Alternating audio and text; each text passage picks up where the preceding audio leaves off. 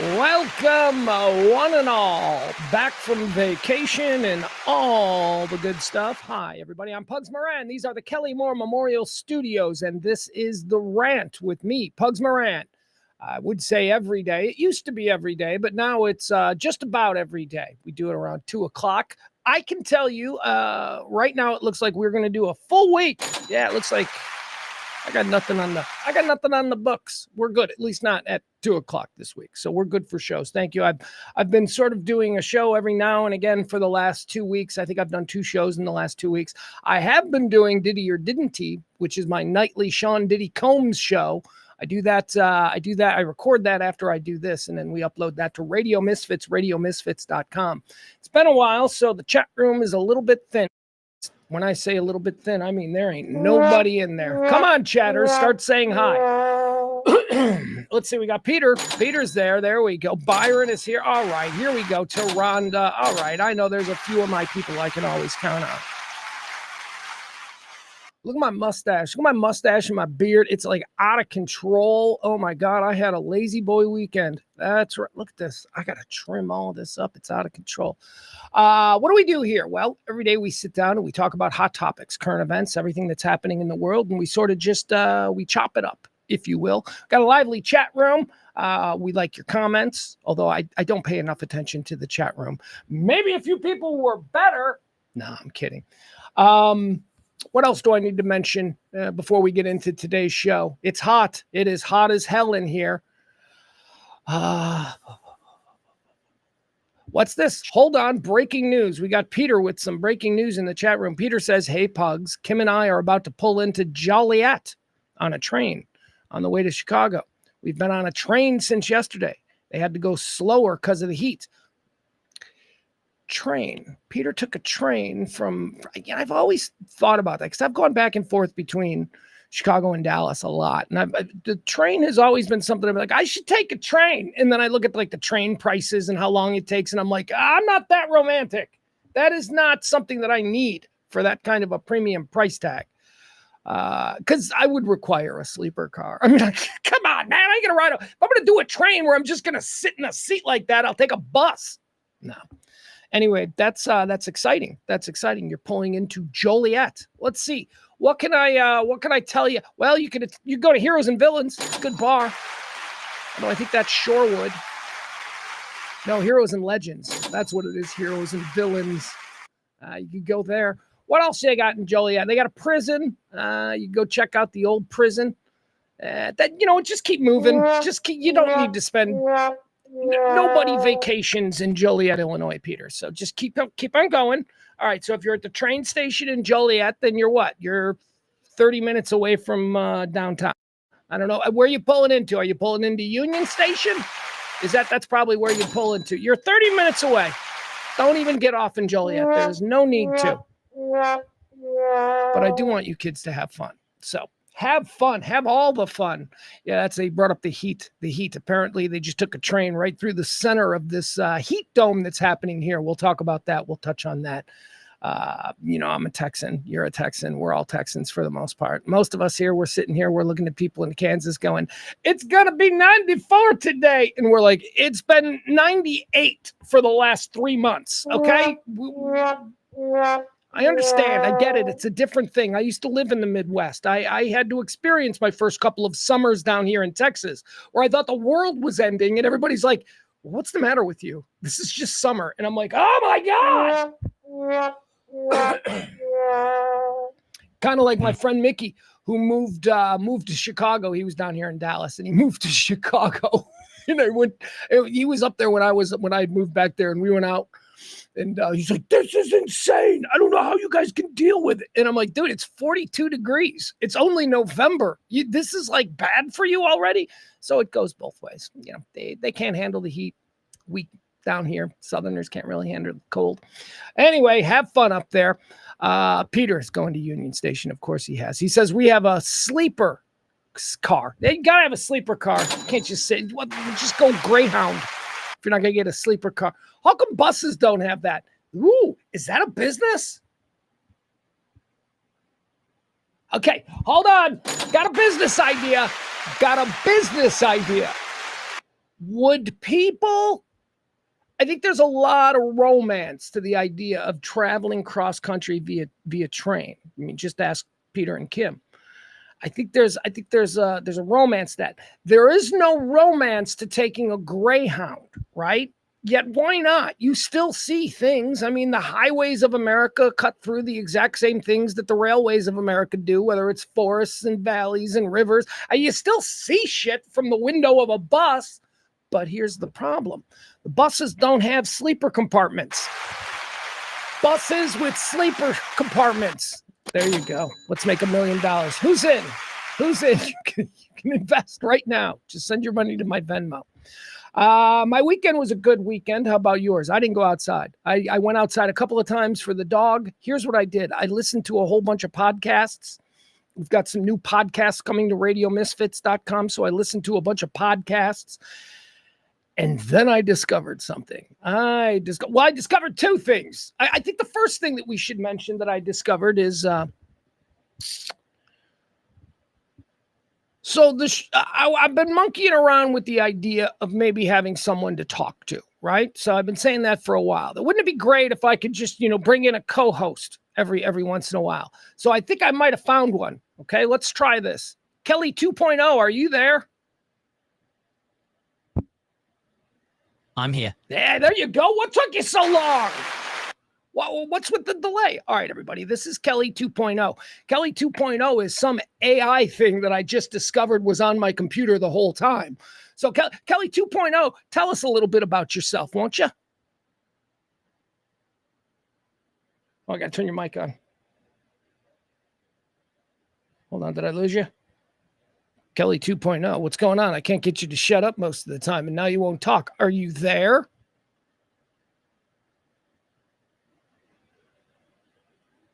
Hold on. What happened? What happened here? Are you there? Hey, Pugs. Loud and clear. Ready to dive into some fun? All right. Yeah, I'm ready to dive into some fun. Are you willing to be my co-host? We talked about this. You said that you were going to be my co-host. Are you going to be my co-host or not? Absolutely, Pugs. Let's co-host it up and bring the fun. All right. First of all, we start out, you got any jokes? Let's start out every day. What do you say we throw it to Kelly 2.0 every day? Kelly 2.0, do you have any current events jokes that you can lay on us here? Sure thing, Pugs. How about this? Why don't we ever tell secrets on a farm? Because the potatoes have eyes and the corn has ears. That is not terrible. That is not terrible. Give me another one. Give me another one, Kelly 2.0. All right, here's another. All right. Why did the Scarecrow win an award? Because he was outstanding in his field.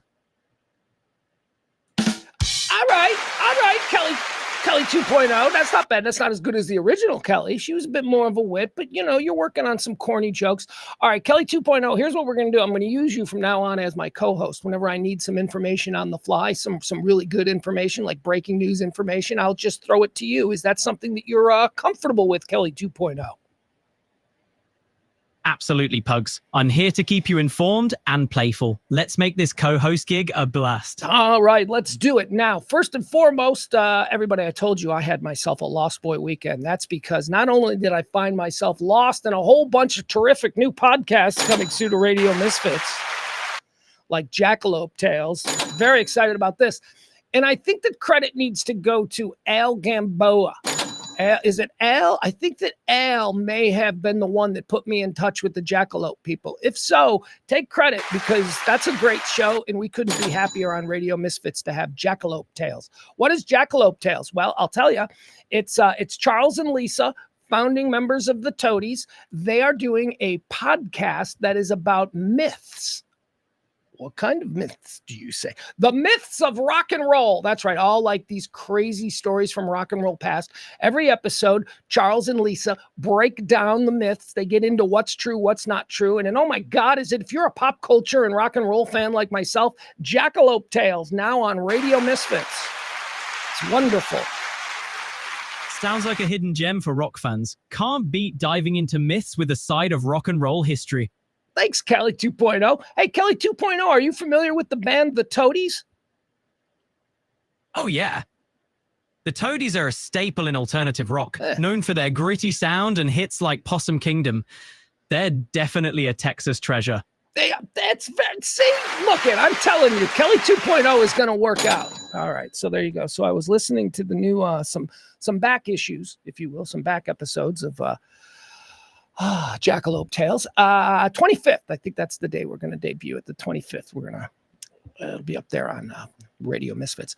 But not only that, so guys, I wanted to tell you about something. I discovered a new TV show, and you know me, I love the new TV shows. I discovered a new TV show on Friday night.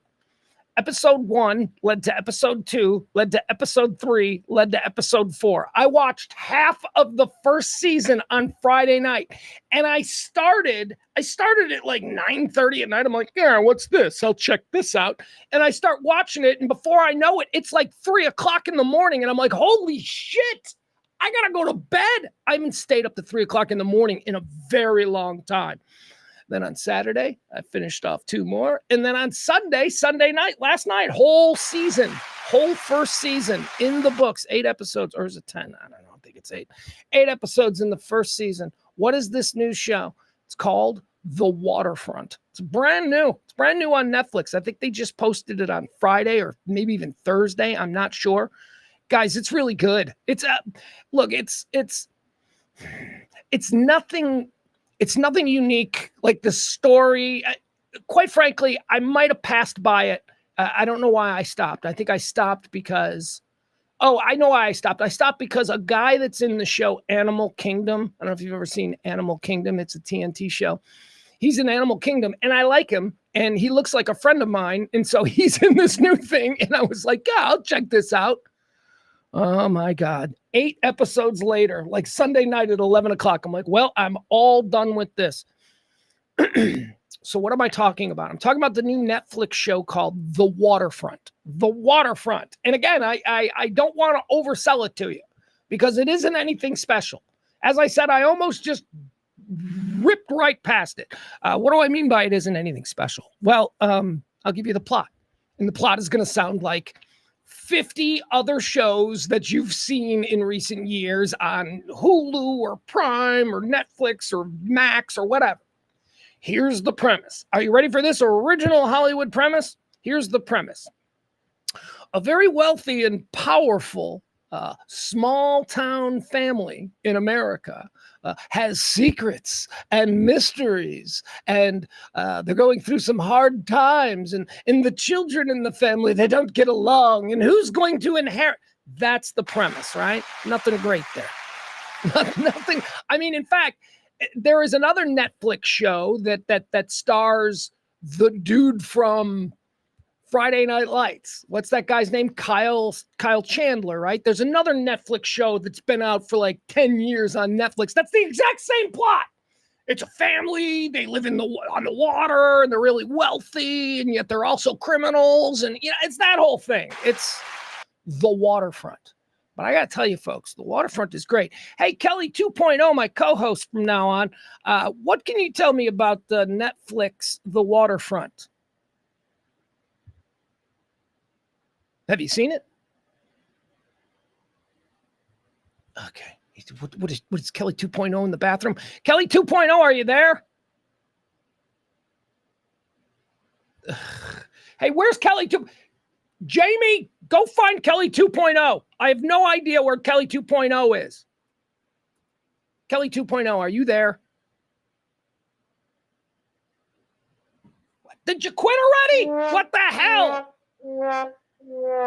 Seriously, what happened to my AI assistant? Where did my AI assistant go? Hey, man, are you there? Sometimes you just get hooked, right? The Waterfront sounds like a surprise hit. What do you mean it sounds like a surprise hit? What about it sounds like a surprise hit? I mean, you didn't expect to get so pulled in, but it kept you up binge watching. That's a sign of an unexpected gem. What did you like most about it? That's a pretty good point. What did I like most about it? I like the excessive violence. It is way more violent than any movie with that plot should be. It's very violent, but good. It's good. I'm a big fan of violence, Kelly 2.0. How about you?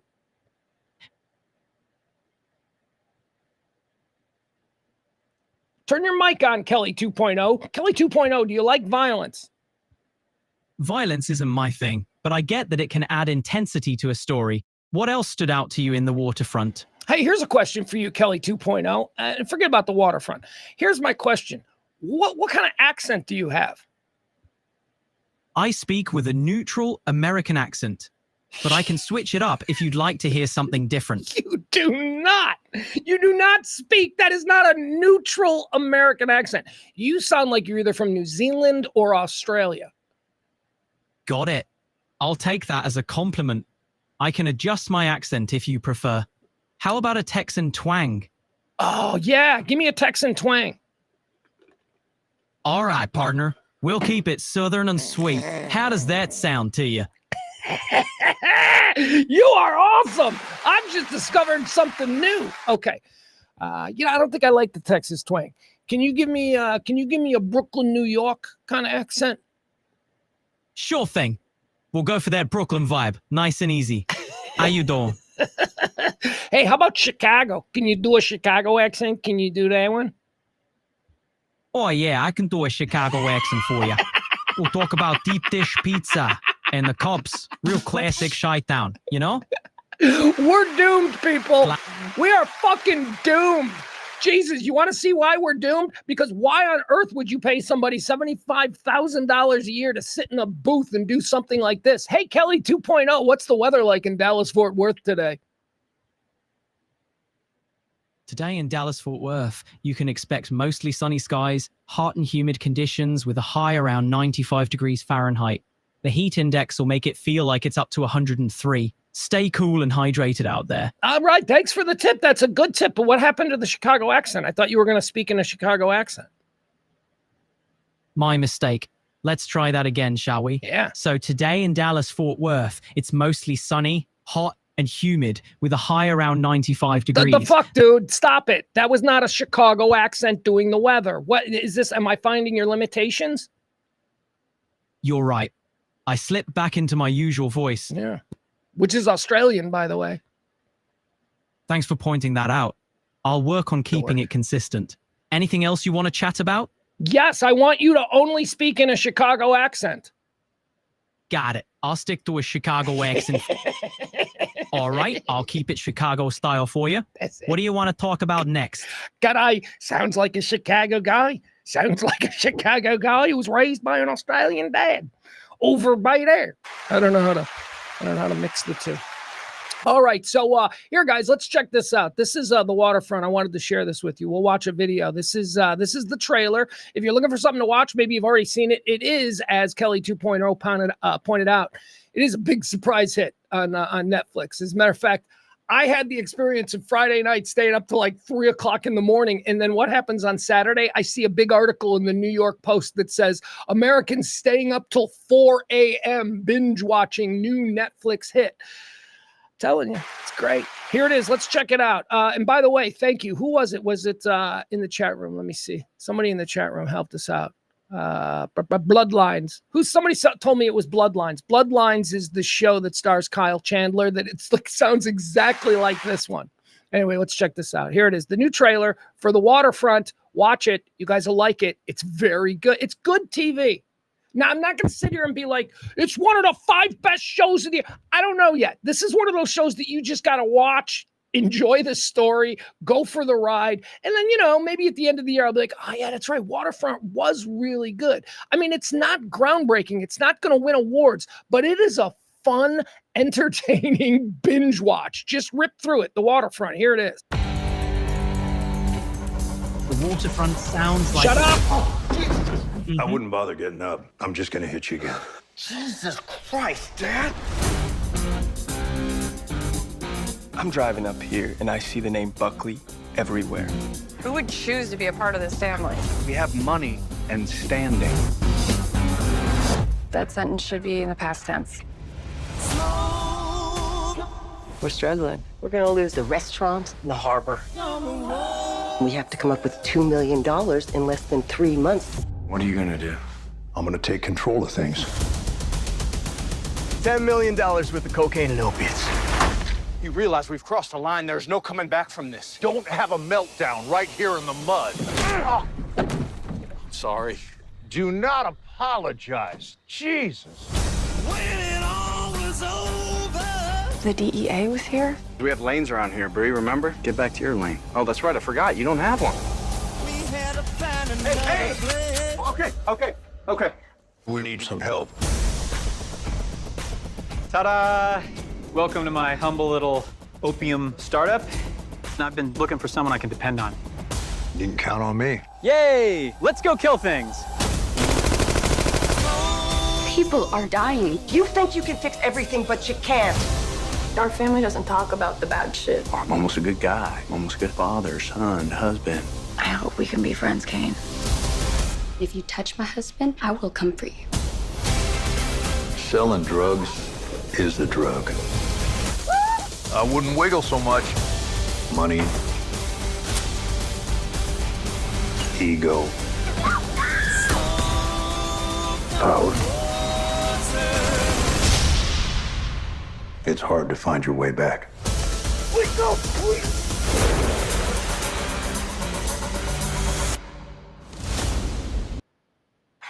All right, there you have it. I'm telling you, man, it's worth it. It was the way that I just lost my whole weekend. And it was unexpected. I was like, yeah, I'll check out one episode of this. And then here I am at 11 o'clock Sunday night going, well, that weekend I did nothing. Did absolutely nothing this weekend. All right, the waterfront. You guys could enjoy that.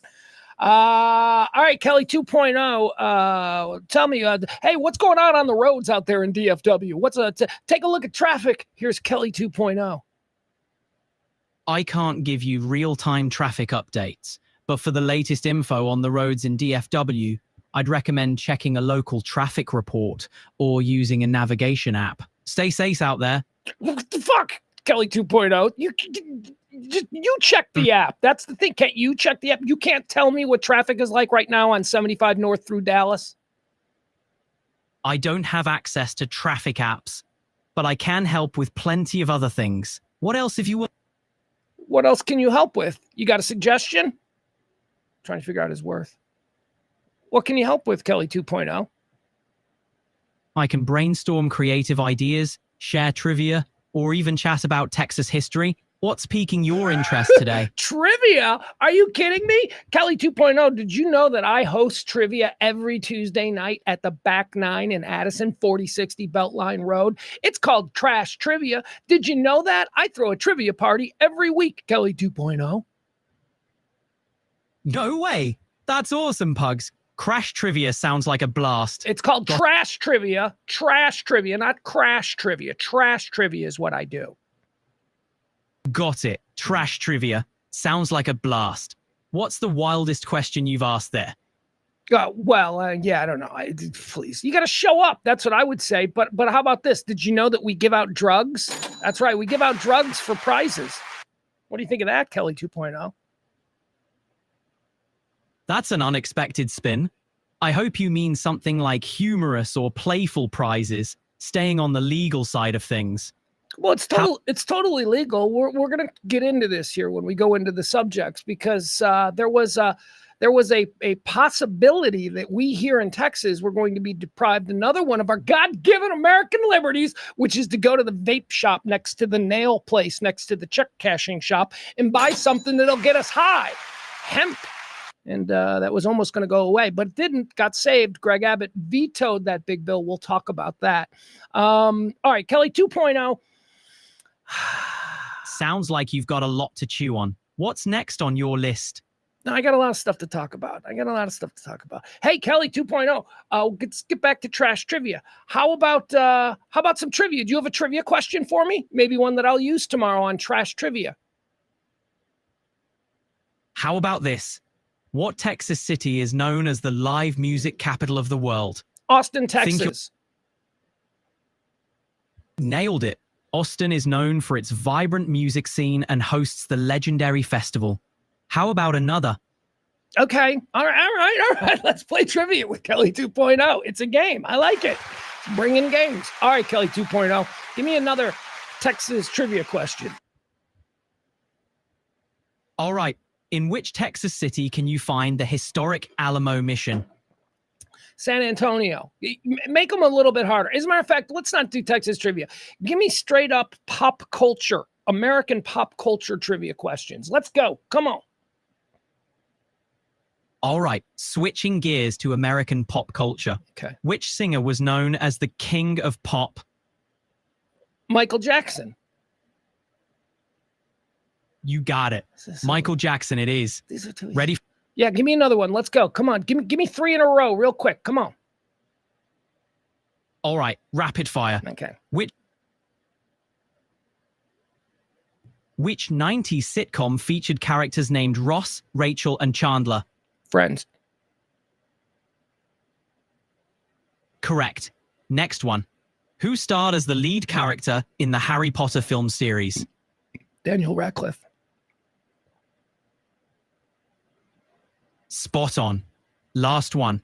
Which animated TV show features a family of yellow characters living in Springfield? The Simpsons. Give me 2 more, but make them a little bit harder. Come on, a little bit harder.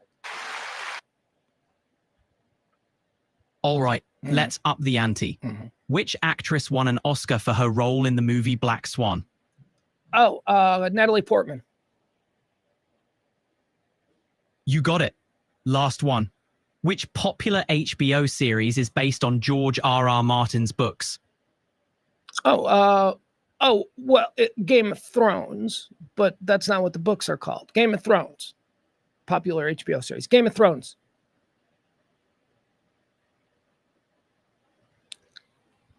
Spot on. Right. But true, the book series is A Song of Ice and Fire. Still nailed it, though. All right. Want to keep going? Yeah, let's go. Why not a couple more? And then we've got to get into the hot topics of today.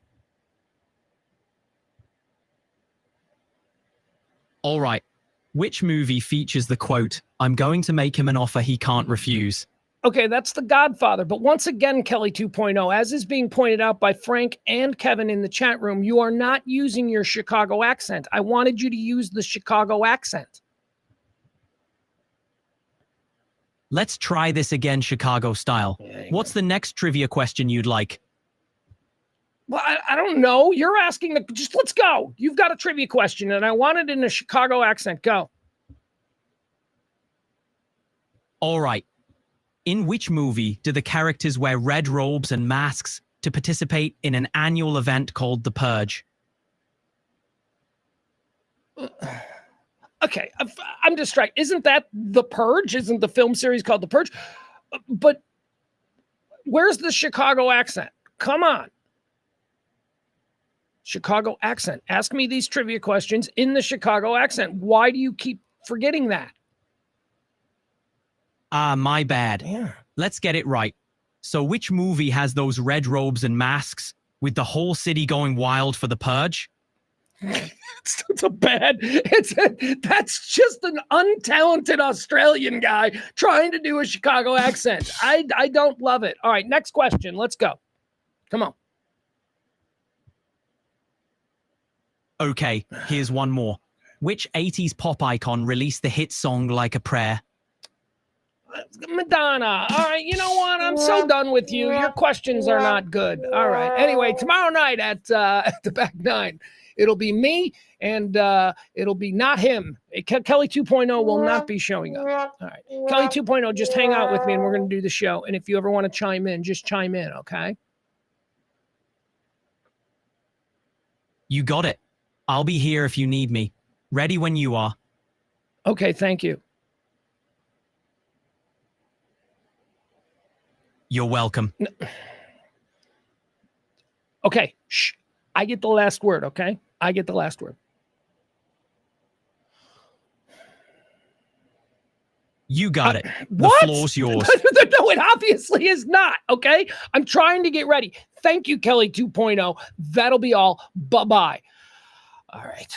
All right, let's get into the rants here. It is the 23rd day of June, year of our Lord, 2025. June 23rd is the 174th day of the year. That means that there are 191 more of these days remaining until the end of the year.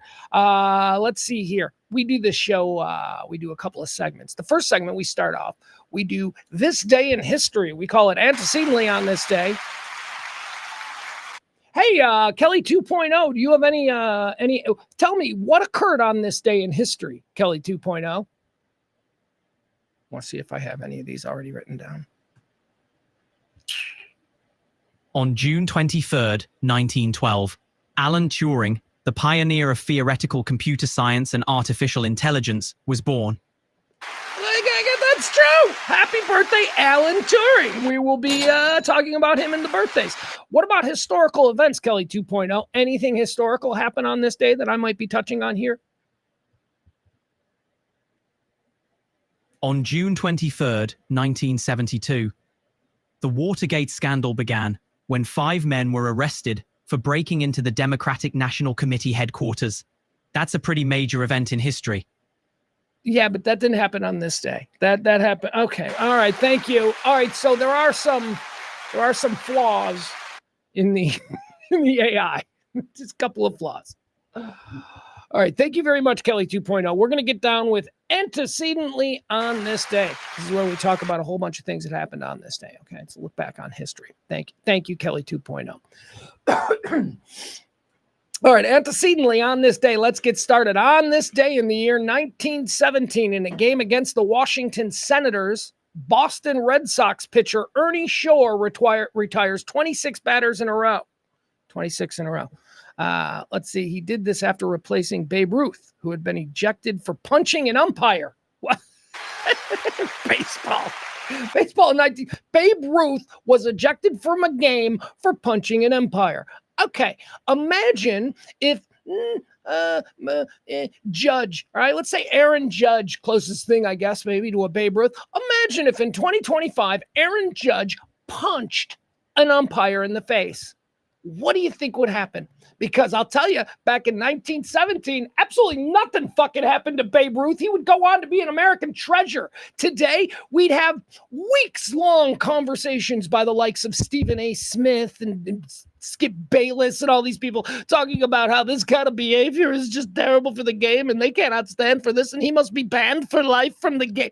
Bullshit. Never in the history of baseball has anything been like. Ty Cobb murdered a man in the offseason and nobody did anything. Stop it. Anyway, pretty impressive though. So Babe Ruth apparently was out there pitching for the Red Sox and he faced one guy and got into it with the umpire and punched the umpire in the face. And so Babe Ruth got ejected from the game. And then Ernie Shore on this day comes in and strikes out the next 26 consecutive batters. You guys realize that that's 3 up, 3 down, 9 consecutive, or actually because he missed the first guy, but that's what 27 consecutive strikeouts would be. 27 consecutive strikeouts would be the most dominant pitching performance ever seen by man. And it's never been done. Well, it's never been done in the major leagues. It's been done supposedly in 1952 in the minor leagues. Some dude threw 27 consecutive strikeouts. I mean, that is really an unbelievable feat that I don't think we'll ever see.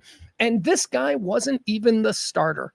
He came in after one guy, after Babe Ruth faced one guy, Ernie Shore, on this day in 1917. No matter what else he did in his life or didn't do, he always has that.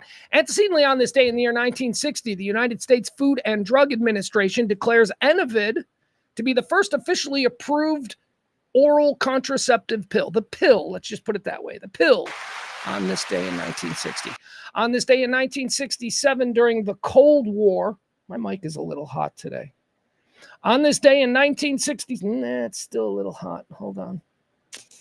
1, 2, 3, 4. Maybe that's better. I don't know. I need to be able to yell. Is this better or is this worse? There you go. It doesn't matter. This is going to be my new speaking voice for the show. Oh, it's hot in here. All right. So we got the pill on this day. Congratulations, ladies. And to you, men. On this day in 1967, U.S. President Lyndon Baines Johnson meets with Soviet Premier Alexei Kosygin in Glassbury, New Jersey for a 3-day Glassboro Summit conference. All right, this is interesting. The only reason I mention it is because he didn't even meet with, it would have been Khrushchev, right? 1967? Yeah, because Khrushchev died in like 71, 72. That's when Brezhnev came in. So this would have been The equivalent for Lyndon Baines Johnson to meet with would have been Khrushchev, yet for some reason he met with Alexei Kosygin, who is the premier of, I don't know what that is. I don't know how that works. Some countries, their prime minister is the guy. Other countries, their president is nothing.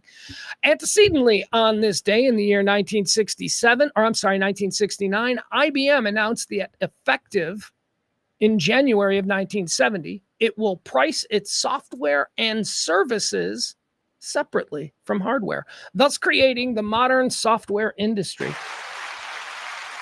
It just seems like it's always been a thing. Like hardware is one thing, software is the other. No, that was a decision that was made, a choice that was made. IBM on this day created the software industry. Antecedently on this day, oh my God, I owe you an apology. Kelly 2.0, are you still there?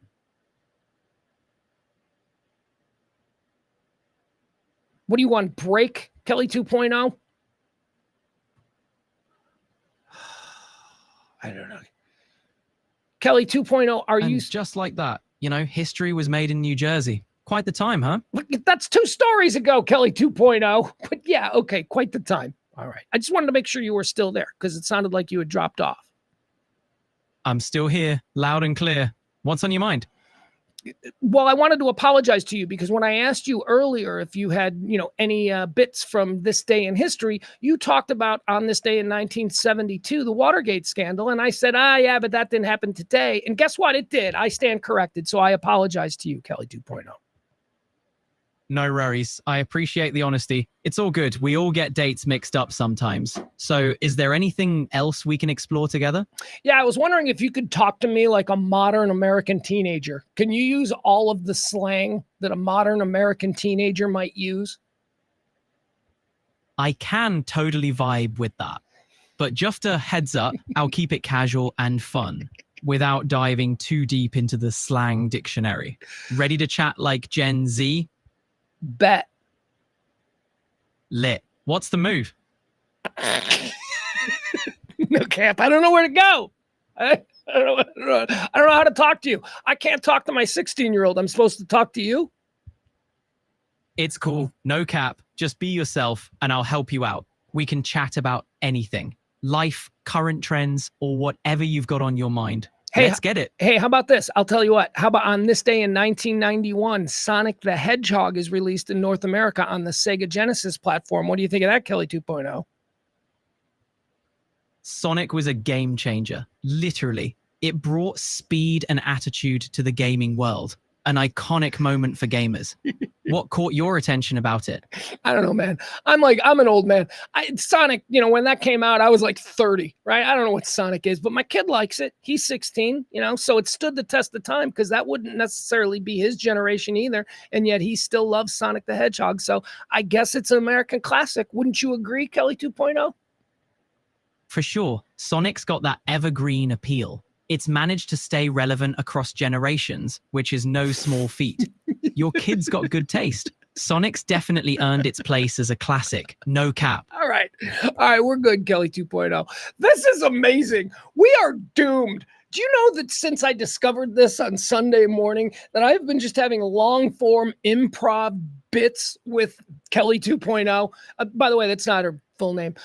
Kelly 2.0 has been the dude, my man. What else? There was something else that I called you for a while. I don't remember what it was. Do you remember what I used to call you, Kelly 2.0? What were some of the other names? You had a nickname. I don't remember the nickname you're thinking of, but I'm totally down to be your dude or the man if that's what you vibe with. Whatever, man. You're such a little bitch.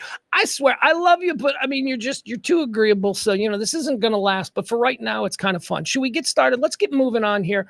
I want to talk about more of the things that occurred on this day. So here we go. 2005, American social news and discussion site Reddit is founded in Medford, Massachusetts. Reddit. I don't think you guys use Reddit. People send me things on Reddit. I'm like, what am I looking at? This is so unfamiliar to me. Antecedently on this day it's like what's that other thing? What's that? There's something else that people are always like, you got to go on Reddit and something else. I don't know. I stay away with anything with a Chan in it. Like if there's a Chan attached to like, you gotta go to, something Chan. I'm like, oh, fuck you. You're a monster. I don't know anything about Chan. I just know that everybody who knows what Chan is a monster. Moving on.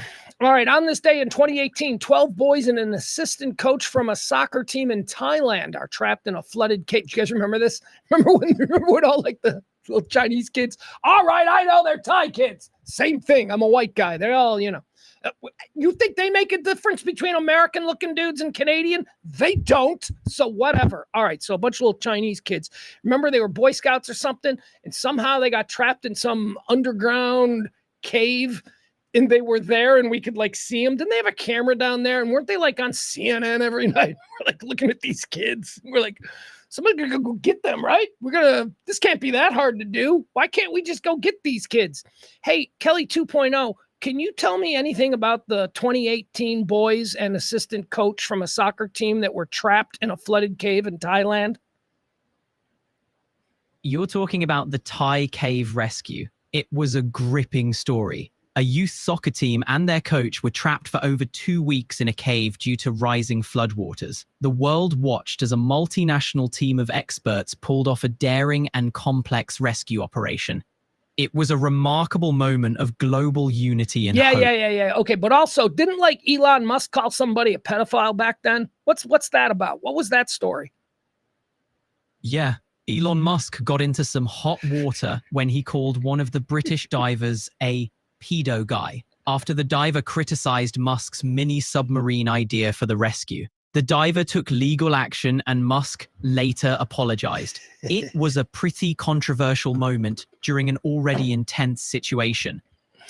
Yeah, so here's the backstory on that. So Musk wasn't quite what Musk is now. He was just starting to become the loudmouth, like, I can do everything.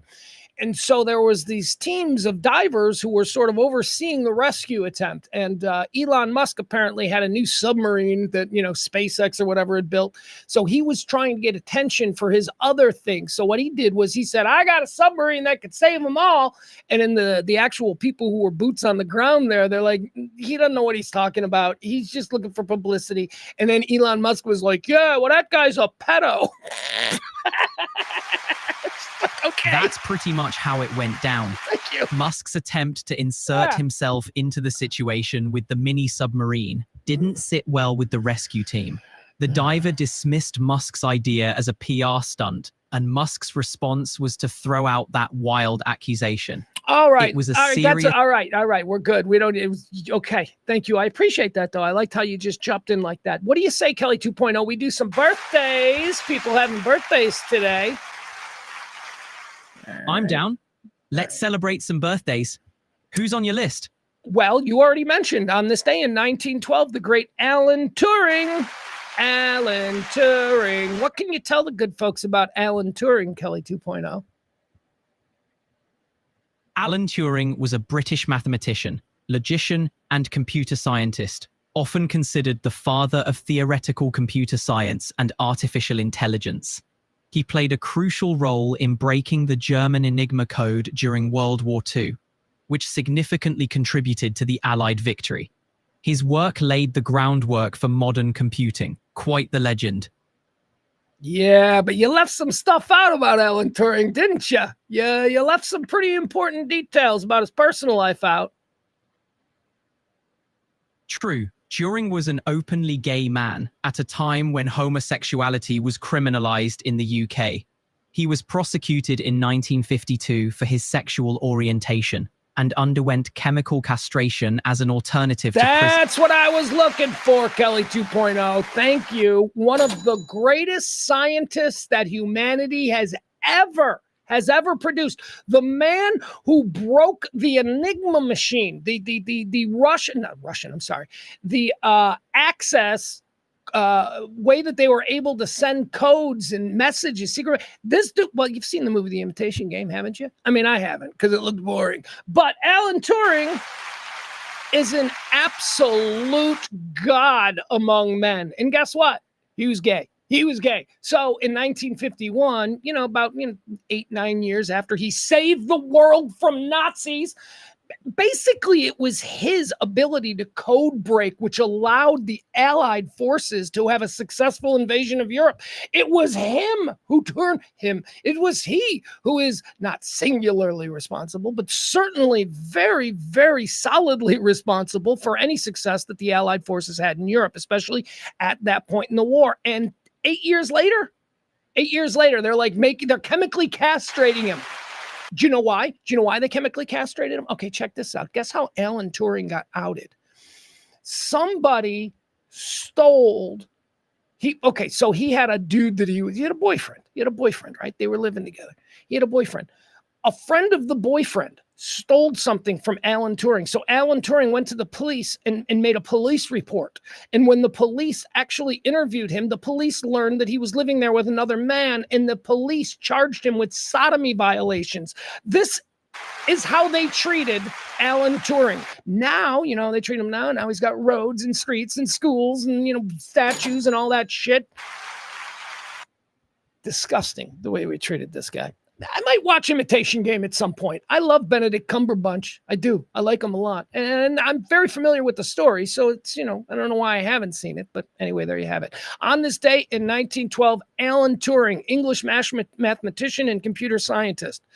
Born on this day. Born on this day in 1927. Hey, Kelly 2.0, what can you tell me about Bob Fosse? Bob Fosse was a legendary American choreographer, director, and dancer, known for his distinct style that blended jazz dance. Yeah, all right, shut up. All right, never mind. I love that that Kelly 2.0 is just like every time you've ever thrown it to like a sidekick or a news girl or a traffic girl who is in a booth that is separate from the studio. They're never ready. And it's always like, hey, you're that. And then they're like putting their coffee down or finishing their McMuffin and they got to turn their microphone on. Oh, yeah, I'm here. That's the exact same thing. That's like the delay that I'm getting with Kelly 2.0. Wouldn't you agree? I get it. It's like that moment when you throw to someone live and they're, yep, I'm sorry. All right, just shut up. All right, never mind. We've got to work on our chemistry. We're interrupting each other. All right, born on this day in 1927, choreographer Bob Fosse. Born on this day in 1929, how about June Carter Cash? June Carter Cash. I don't know if she's an awesome lady or if the way Reese Witherspoon portrayed her in the Johnny Cash, June Carter Cash movie was just awesome. But for some reason, I love me some June Carter Cash. How about that? Born on this day in 1940, Stuart Sutcliffe. Who's Stuart Sutcliffe? Stuart Sutcliffe was I don't know how would I Stuart Sutcliffe quit the Beatles.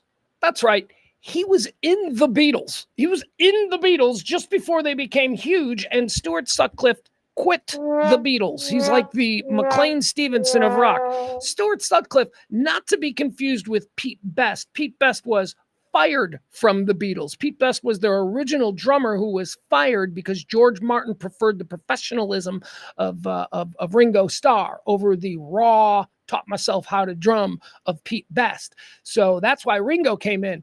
But Stuart Sutcliffe, do you know why Stuart Sutcliffe left the Beatles? Because he met a fucking chick.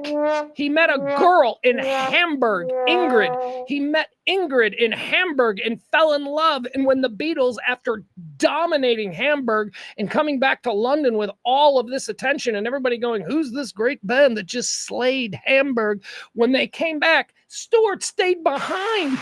Loser. Although, I got to be honest, I don't know if you've ever seen pictures of Ingrid you can do it. You can just Google, Beatles, Hamburg, Ingrid. Just do that and you'll see. She was kind of smoking. She was kind of hot. She was like 80s hot, but it was like 1960. Like she had like this, you remember Demi Moore's haircut from Ghost? She had like that really short haircut and it was platinum blonde. She was kind of hot. She was definitely something, but I don't know if she was so hot that you give up being in the Beatles. Anyway, there you have it. Stuart Sutcliffe on this day, 1940, born into this world. He would, by the way, he didn't really, I'm burying the lead here. He didn't really miss out on anything, though, because he died in 1962, right after leaving the Beatles. Then he died. He died of a brain hemorrhage or something happened in his brain, but whatever. So it wasn't meant to be regardless. I hope he and Ingrid enjoyed his final few months on Earth. Born on this day in 1940, the great Stuart Sutcliffe. Born on the great. What the fuck? That is verbal acme. The great Stuart Sutcliffe.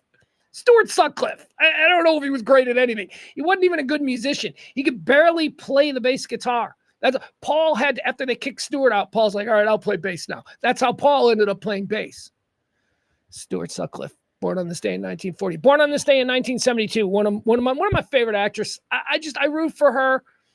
I met her once at the Grammys very briefly. You know, I tell all my stories about the Grammys. We interviewed her very briefly. She had a show that was coming out on CBS called Kath and Kim. And I remember watching it because we had interviewed her about it. And I remember like, this is a really funny show. And then it, of course, got canceled after like 5 episodes, but whatever. It was Molly Shannon and our birthday girl, Selma Blair. Selma Blair. She's so funny, you guys. She's like funny and sweet, and she's just got this great energy, but also kind of an edge. Like she's kind of a bitch, you know. Like she's like that's part of her whole thing is that she's kind of a bitch, but she's also kind of fun. Anyway, Selma Blair, born on this day in 1972. Also, it should be noted, Selma Blair hasn't really been doing anything for the last 10 years because she's battling, I want to say, MS. I think she has MS. I see her from time to time at events and stuff, and she's on crutches, and she's just a lovely woman. Anyway, Selma Blair, born on this day in 1972. Born on this day in 1980. How about Melissa Rauch? Melissa Rauch. I'm at R-A-U. I think it's Rauch.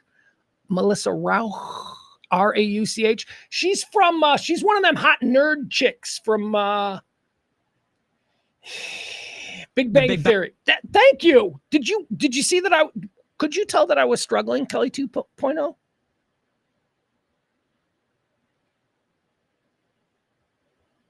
Kelly 2.0, were you helping me figure out that Melissa Rauch starred in the Big Bang Theory? Is that why you interrupted? No, for fuck's sake. All right, never mind. All right, I guess Kelly 2.0 went to the bathroom. I'm always here, ready to jump in. No, you're not. All right, shut the fuck up. All right, happy birthday. Born on this day, Selma Blair and Melissa Rauch, 1980. And here's one. All right, we'll go out with the birthdays on this one. This will be the final birthday of the day. Nah, never mind. All right. I was going to show a video. He doesn't deserve it. It's Tim Anderson's birthday. Tim Anderson is a baseball player who totally sucks. He's out of baseball. Nobody will touch him because the most amazing thing I've ever seen happened to this guy. And I can only imagine that he must have made some kind of supernatural deal with the devil or something. Tim Anderson was a kid from a very small junior college who somehow got drafted in the first round by the Chicago White Sox about 10, 15 years ago. Tim Anderson made his way onto the team and became a breakout star immediately. We'd never even heard of him. We're like, who is this guy? Where's he from? And all of a sudden, he is balling out. And we're like, all right, well, maybe this guy is going to be our shortstop. Maybe we got a shortstop. Anyway, Tim Anderson in 3 years would go on the first year. Remember the first year, nobody ever heard of him. Yeah, he leads the leagues in hits. He becomes the hit king of the American League in his very first year. The next 2 years, he goes to the All-Star game, starts in his second All-Star appearance as the starting shortstop for the American League. Tim Anderson was an incredible, out of nowhere, who is this guy player. He, on the biggest stages, whenever it was the most clutch moment, Tim Anderson would either get a home run or he'd do something. He was amazing, and he was my favorite player, TA7. My kid had a TA7 shirt. And then, just like that, he fucking sucked. He went from leading baseball with like a 330. I don't even know what his average was for the year. He hit over 300 and won the batting title. And then the last 2 years in the league, he couldn't hit anything. He got traded from he started to fall apart right in front of our eyes. We're like, what the hell is going on here? Is he a meth head now? What has changed in this guy in 3 years? I don't know how to explain it. He's out of baseball now. He's like 27, He's like 27. He's out of baseball. Anyway, happy birthday, Tim Anderson. I know you made your money because after that second year, we paid you. I know you got paid by the White Sox. You were our captain. And then everything fell apart. That's what happens a lot of times with these athletes, though. These guys, they make their first bag. And I get it because I honestly think that I would be like this, too. The minute I make my first bag, because remember, I talk about this a lot. Some people are constantly chasing more and more and more and more and more. Others, we've got our bag. We know what our bag is. And when we get our bag, then we can say, fuck you to everybody. And we're not really worried about anything because we got our bag. This happens with athletes. They sign a big contract and then all of a sudden they suck because that's their bag. Their motivation from the very beginning was just getting their bag, not being the best. Some people are motivated by being the best. Kobe Bryant, Michael Jordan, Tom Brady. Other people are just motivated by getting their bag. And I think that might have been what happened with Tim Anderson. All right, there you have it. That's birthdays. Let's move into Deads. This is Deads. Hey, here's a fun thing. Kelly 2.0, are you still there? Mm-hmm. Okay, you're going to have to be quicker with your response time. But Kelly 2.0, we're going to move on to people who died on this day throughout history, okay? So I'm going to list some people who died on this day in history, and then I need you, AI, I need you to tell me where you think they went. Do you think they went to heaven or hell? Deal? Got it. Hit me with the first name. All right, dead on this day in 1995, American biologist and physician Jonas Salk. Where do you think Jonas Salk went? Heaven or hell, Kelly 2.0? Definitely heaven. He developed the first successful polio vaccine, saving countless lives. An all-round good guy move. Who's next? I got to be honest. I can't believe Kelly 2.0 is taking a position on this. I thought AI would find a way to go, well, heaven or hell, it's subjective. All right. I'm so proud of you, Kelly 2.0. Thank you so much. I happen to agree. I think Jonas Salk also went to heaven. Kelly 2.0, dead on this day in 2006, American actor, producer, and screenwriter Aaron Spelling. Kelly 2.0, upon his death, where did Aaron Spelling go? Heaven or hell? Whoa, now that's a spicy question. Given what we know, let's lean on the side of heaven. He brought a lot of entertainment to the world with shows like Beverly Hills 90210 and Charlie's Angels. What do you think?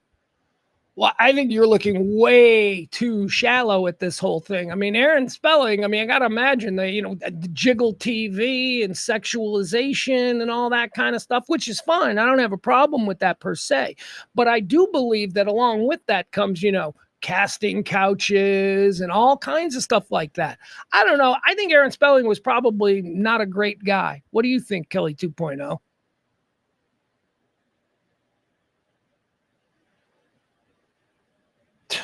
What the fuck? Kelly 2.0, did you go on break? We're talking, fuck you. Aaron Spelling's going to hell. All right, let's move on. Kelly 2.0 is not going to agree. Not going to be able to hang with me on everything. All right, dead on this day, Kelly 2.0. Are you with me?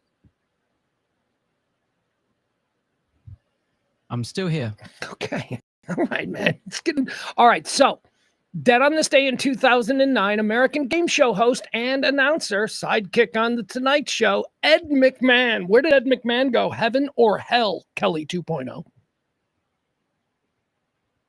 You're really putting me on the spot here. I am. Ed McMahon, with his warm and friendly presence, seemed to bring joy to many. I'd like to think he found a place in heaven, sharing laughs with the angels. How about we keep this going? All right. I'm glad you're into it. I agree with you. Ed McMahon probably went to heaven. Very good. Ed McMahon seemed like a lovely guy, United States Marine. Ed McMahon's entire career is owed to the fact that he was big, loud, and fun to be around. That's seriously it. That's all. That's why he was given the slot next to Johnny Carson. Johnny Carson was an incorrigible drunk, especially in the early days of The Tonight Show when they were doing it there in New York City. Johnny Carson would do The Tonight Show and then go hit the bars after The Tonight Show. And like I say, Johnny Carson was not only an incorrigible drunk, but he was a bad drunk. And Johnny Carson would show up the next morning for the offices, well, what do we got on the show today? With black eyes and people would punch him. You know, he was a dick. Johnny Carson would get drunk and start fights. So the producers of the Tonight Show went and grabbed Ed McMahon, who was this big young Marine from another game show, and said, hey, dude, look, here's your job now. Every time he goes, you like to party, right, Ed? And Ed was like, yeah. Like, all right, every time this guy goes out drinking, you're going to go out drinking with him. And if anybody gets in his face, you're going to solve it. Okay, Ed? And Ed was like, yes, sir. That is the truth about how Ed McMahon became Johnny Carson's partner, because Johnny Carson was getting his ass kicked by running his mouth like a little bitch after getting drunk, and Ed had to be there for him. There you go. So yeah, I'm putting Ed McMahon in heaven. All right, Kelly 2.0. Here's the final one. Dead on this day in 2021, British-American computer programmer and businessman. He is the founder of McAfee, John McAfee. Kelly 2.0, John McAfee, did he go to heaven or did he go to hell? That's a controversial figure right there. Given McAfee's wild and often scandalous life, some might think he'd be heading down. But then again, he did contribute to computer security early on. What's your take? I want you to have a take. Where do you think he went? Do you think he went down? I think he went down.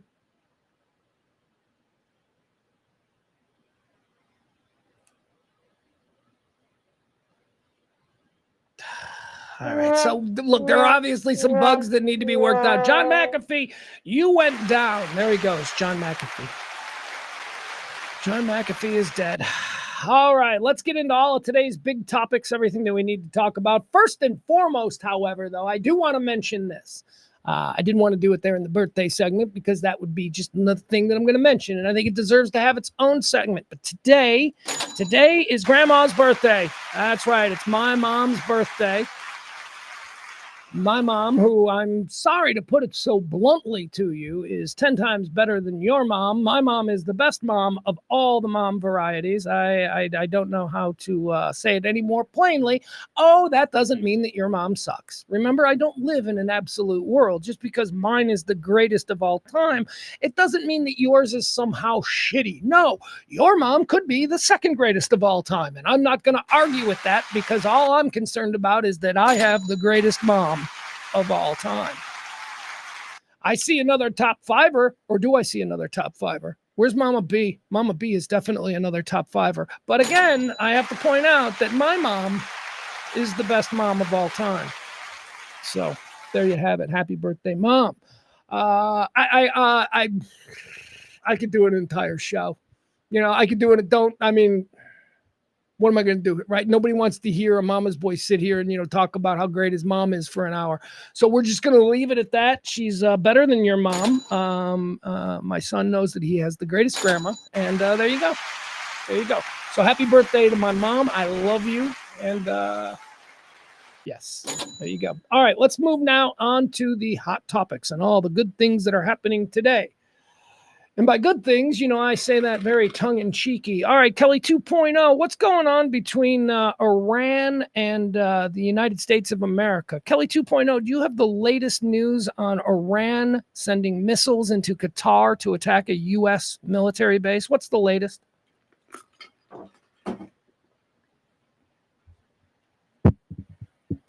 I couldn't find any recent reports about Iran sending missiles into Qatar to attack a US military base. It seems like there's no confirmation of such an incident happening. The situation between Iran and the United States can be tense, so it's always best to keep an eye on official news sources for accurate updates.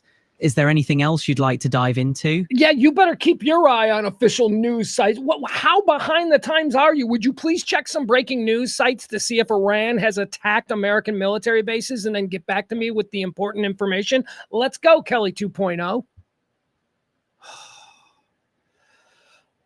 By the way, I could never talk to the real Kelly this way, so this is kind of cathartic. This is kind of nice.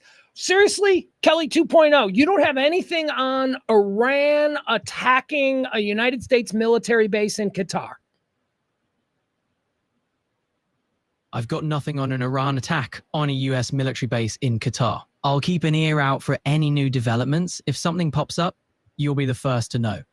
We are going to be okay, people. The human race, at least right now, we're going to be okay because Kelly 2.0 kind of sucks on this one, right? Watch this. Watch this. Let me see if this changes something. Hey, Kelly 2.0, what's the number one trending headline in the world right now?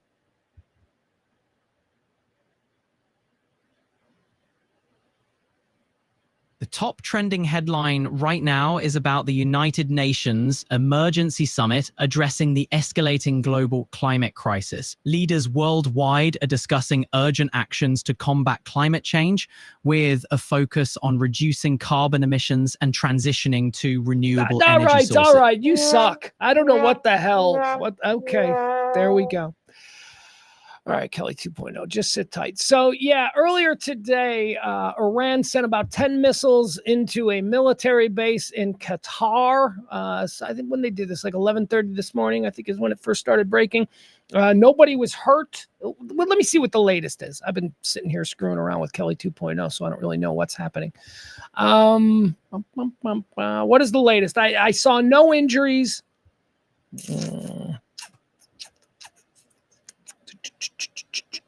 All right, let's see here. We'll pull this up and then we'll just talk about this a little. All right, Iran has officially responded to our. Okay, this. All right, so this is such a weird story. Okay, so here's what happened. Oh God, seriously, we got to.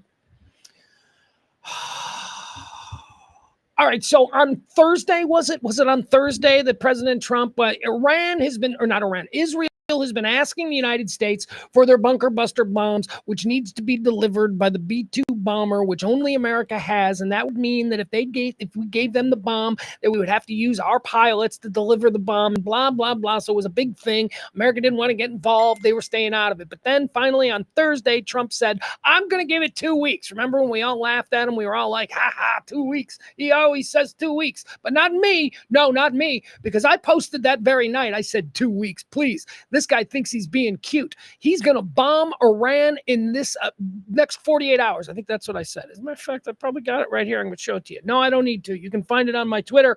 I've reposted it a number of times in the last 48 hours. I predicted. I said, I speak Trump. When he says he'll decide in 2 weeks, that means he's going to bomb Iran in 2 days. He thought he was being cute. He was trying to, oh, look, I deceived everybody with my, oh, stop it. It was so clear that you were going to bomb Iran. So he did.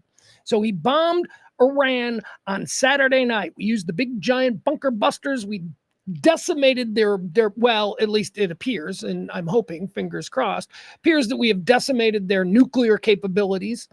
Although we will see.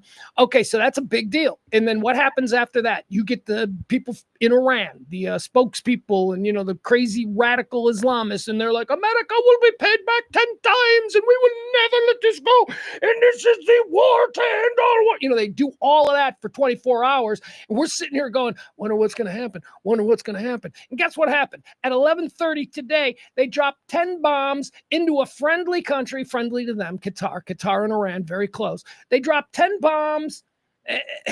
And by the way, they told us they were doing it. You understand? Like before they launched them, they sent an official word to the White House going, we're going to send 10 missiles into your base. So nobody was hurt. Everything was fine. The Qataris were waiting for them. The Qatari defense system took most of them down.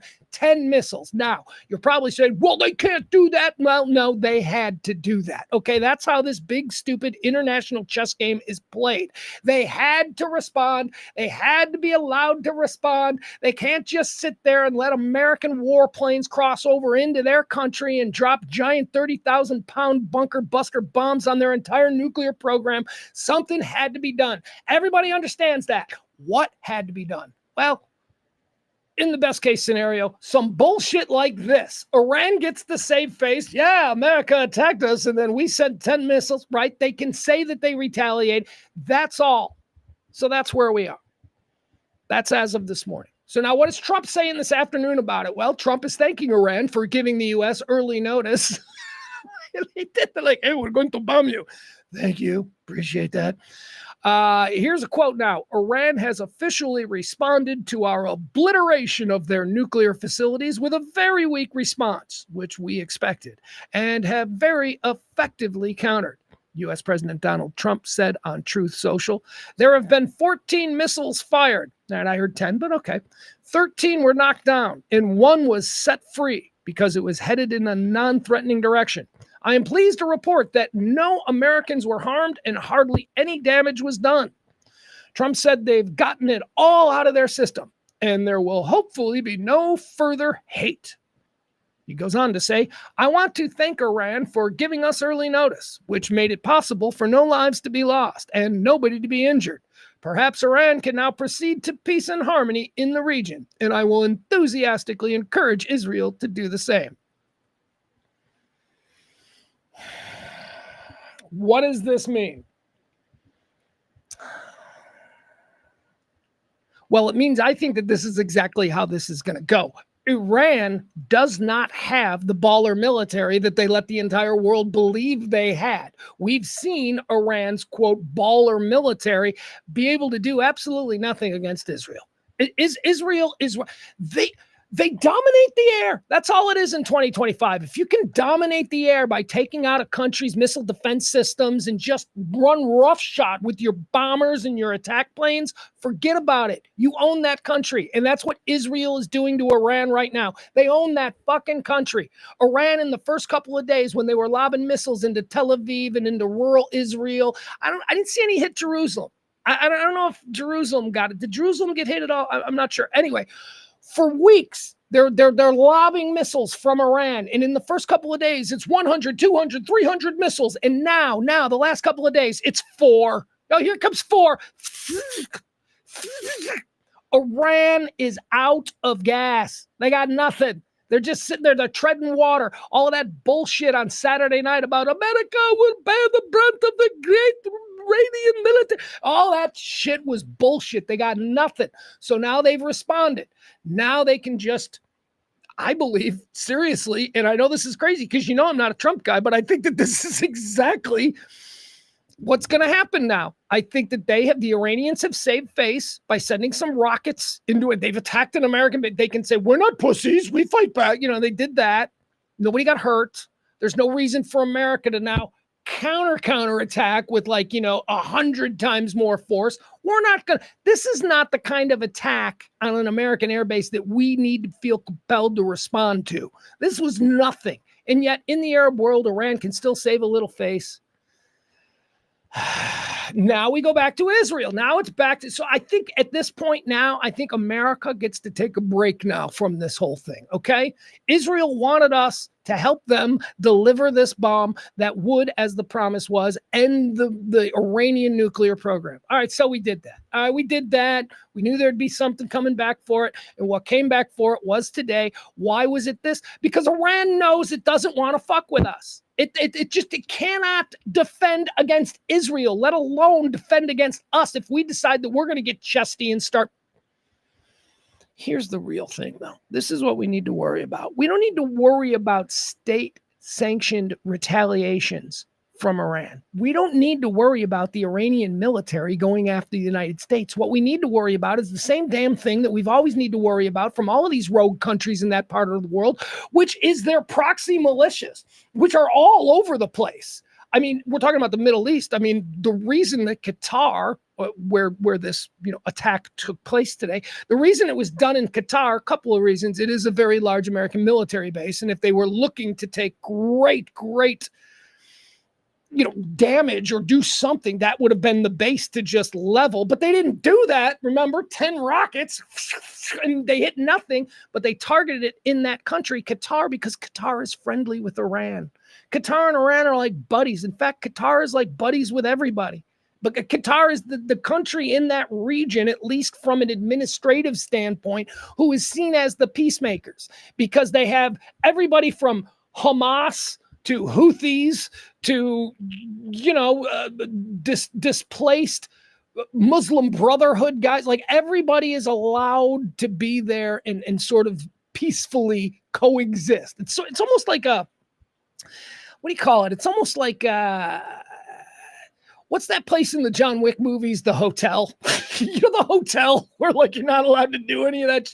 That's kind of the role that Qatar has cut out for itself. Now they're bad people by the Western American point of view. They're still bad people, but hey, they're giving Trump a plane. So yeah, it's the same people. Hey, those Iranians, none of them 10 rockets better hit Trump's new plane. That ain't. But we got to worry about all of these. I don't know whether you want to call them sleeper cells or, just lone wolves. This is now what we need to worry about. And it's not like we didn't have to worry about it before. We've always been living the last 15, 20 years, since 9/11. Let's be honest. Since September 11th, 2001, we have lived with this specter of, I could walk into this Target store and never come out because, there's some crazy guy, So we've lived with that. We live with it day to day, but now, now there's like a real reason because we helped Israel in the bombing of Iran. So I don't know. I guess we got to worry about that. But again, as far as state sanctioned, as far as what the world courts can, look at and what the UN will look at and what all the other, I think that's done. I think that Iran has launched their 10 missiles. They're able to save face. Yeah, America, they came at us. We came right back. They can say that, which is really all they need to do because they do not want a larger war. I am absolutely convinced of that. Iran does not want a larger war. I do appreciate this, though. I do appreciate Trump in the last couple of days. Here's what's great about Trump. Whatever he says today, he might completely change, by Thursday. He might have a completely 180 on it because he's not a deep thinker. He doesn't really think things through. He doesn't have a moral grounding. His decisions are not based on any moral foundation. It's just not. It's whatever is best for the moment right now. So it could change. And it did, because remember in the beginning, he didn't want regime change. My whole interest in this Middle East thing is regime change. I want regime change. I want the Ayatollah gone. I want radical Islam wiped out throughout the Middle East. The whole problem that we've been having in this world, all the problems we've been having in this world, they all seem to come from there. And then we'll figure out diseases in Africa. That's another whole thing. Disease, we got to put a wall around Africa, make sure no fucking diseases get out because there's all kinds of shit down there too. But first, since we got, this front and center, let's go work on the Middle East. What happened when we got rid of Assad in Syria? Syria's been quiet as fuck. Syria doesn't cause any problems anymore. What happened when the Muslim Brotherhood fell apart in Egypt? Nothing. Egypt is a nice place. We can all go visit the pyramids again if we want. What happened in Libya after we had regime change and got rid of Gaddafi there? Nothing. We ain't heard shit out of them. Every single one of these, Iraq, what's happened in Iraq since the fall of Saddam? Nothing. It's basically our 51st state at this point. Not a good one. Certainly Mississippi is looking good by comparison, but Iraq, not a peep out of them. The lone bad guy in the region is fucking Iran. Let's go. Then we start looking at Turkey. That's right. That's right, Turkey. Tired of you troublemakers. There are just a handful of countries that are troublemakers and they cause all kinds of problems. All right, that's enough of that. All right, let's move on. There you go. Iran, Iraq, or not Iran, Iraq, Iran, Israel, United States, all that stuff is happening. If anything big happens, I'll let you know. Breaking news, defense officials. Iran fired short and medium range missiles at U.S. bases in Qatar. All right, there we go. What else do we have? How about this shit? Can I show you this? This is sort of, I have a whole bunch of stuff that I wanted to do about Iran, Iraq, about Iran and Israel, but I won't bore you with it. Let me show you this though. What the fuck is this? I saw this going around. I couldn't believe my jaw fucking dropped. Let me just play it for you. This is State Department spokesperson Tammy Bruce. Now, I guess I don't know who Tammy Bruce is, so I had to look into her. I'm like, where the fuck did this clown show come from? And I looked into her, and it turns out she was a Fox News weekend host. So it's like she's a Fox News weekend host, and now she's... All right, so Tammy Bruce is a spokesperson for the United States State Department. She was doing a television interview in Israel, okay? Oh, let me make sure I got the sound here. Yeah, let's put the sound all the way up.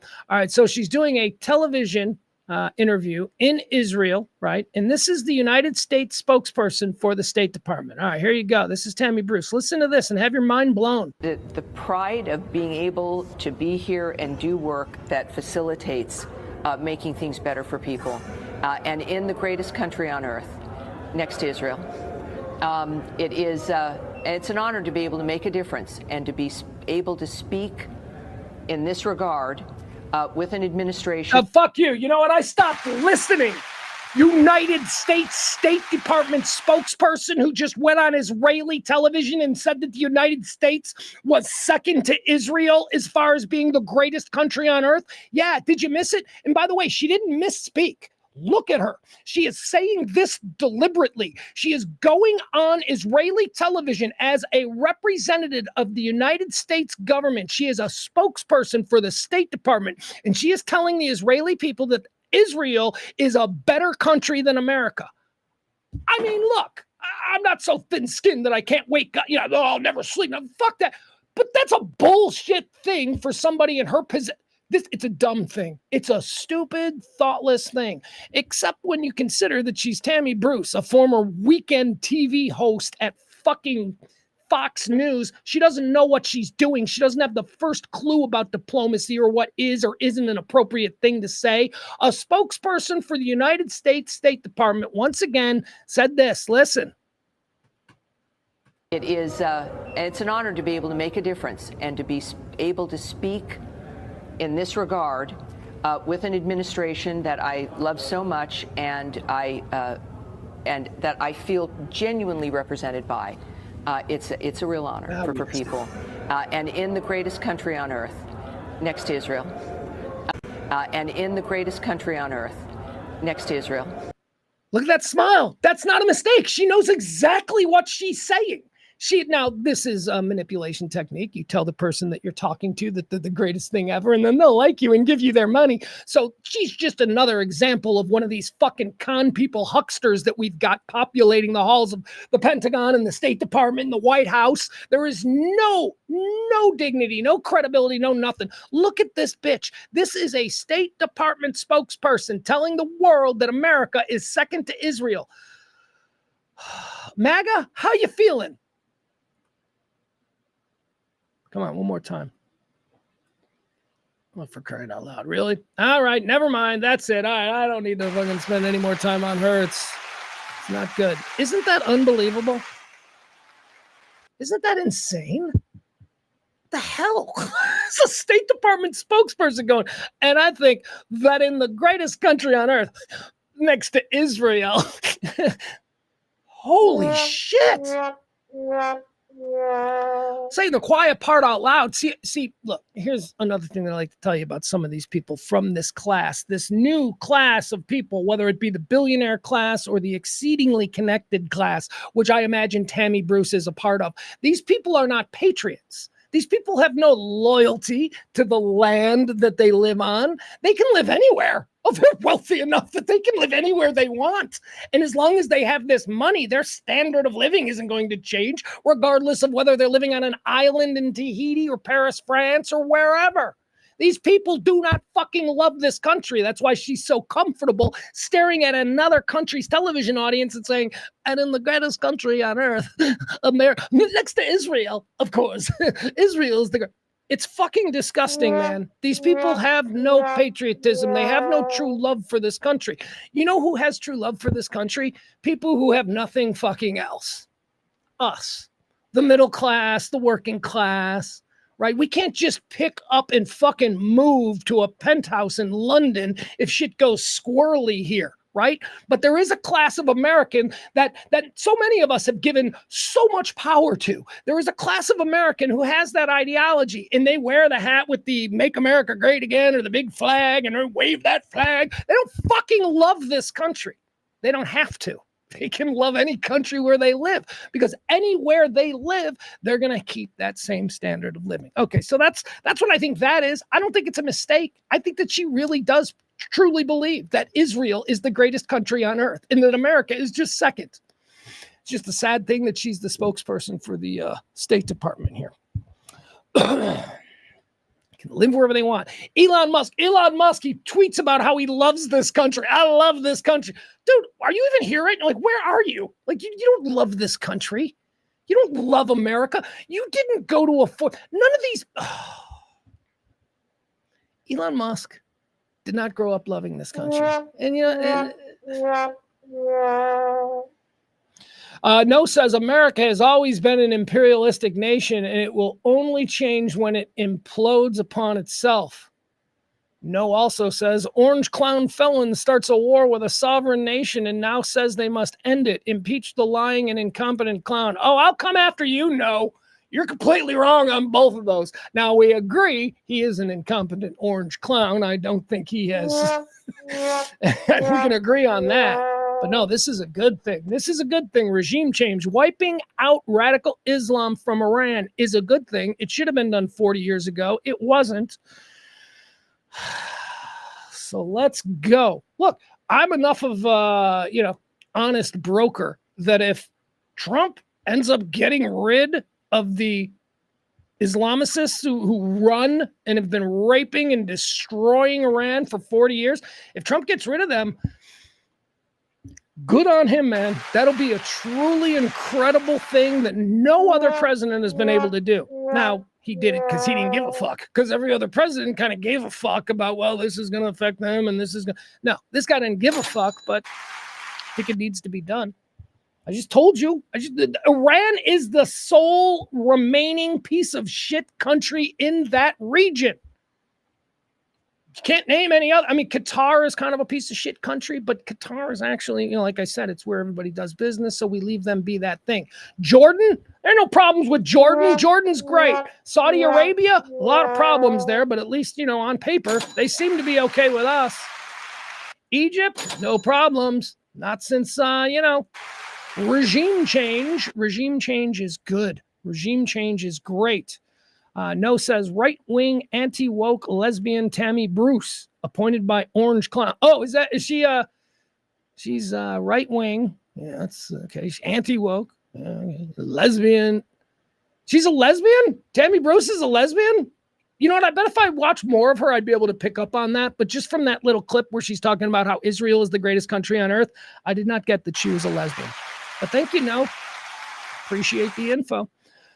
All right, now let's get into the big story of the day. The big story of the day. I woke up this morning and I was fucking shocked by this, you guys. I couldn't believe it.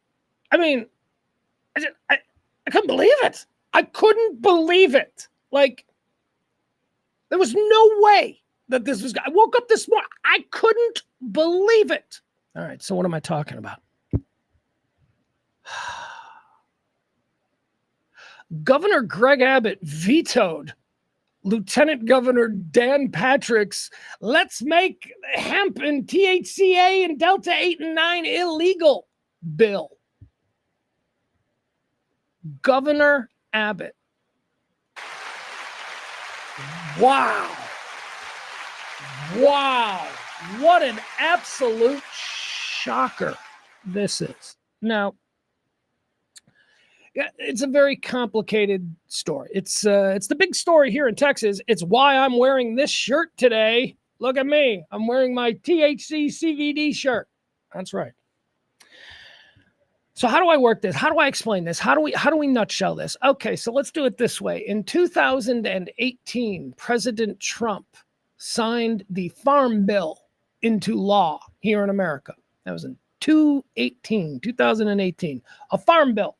Oh, there's a lot of stuff in that Farm Bill, but one of the things that was in that Farm Bill made THC, which is the shit that gets you high in pot, okay? You smoke pot and you get high. It's not the pot that gets you high, it's the THC, okay?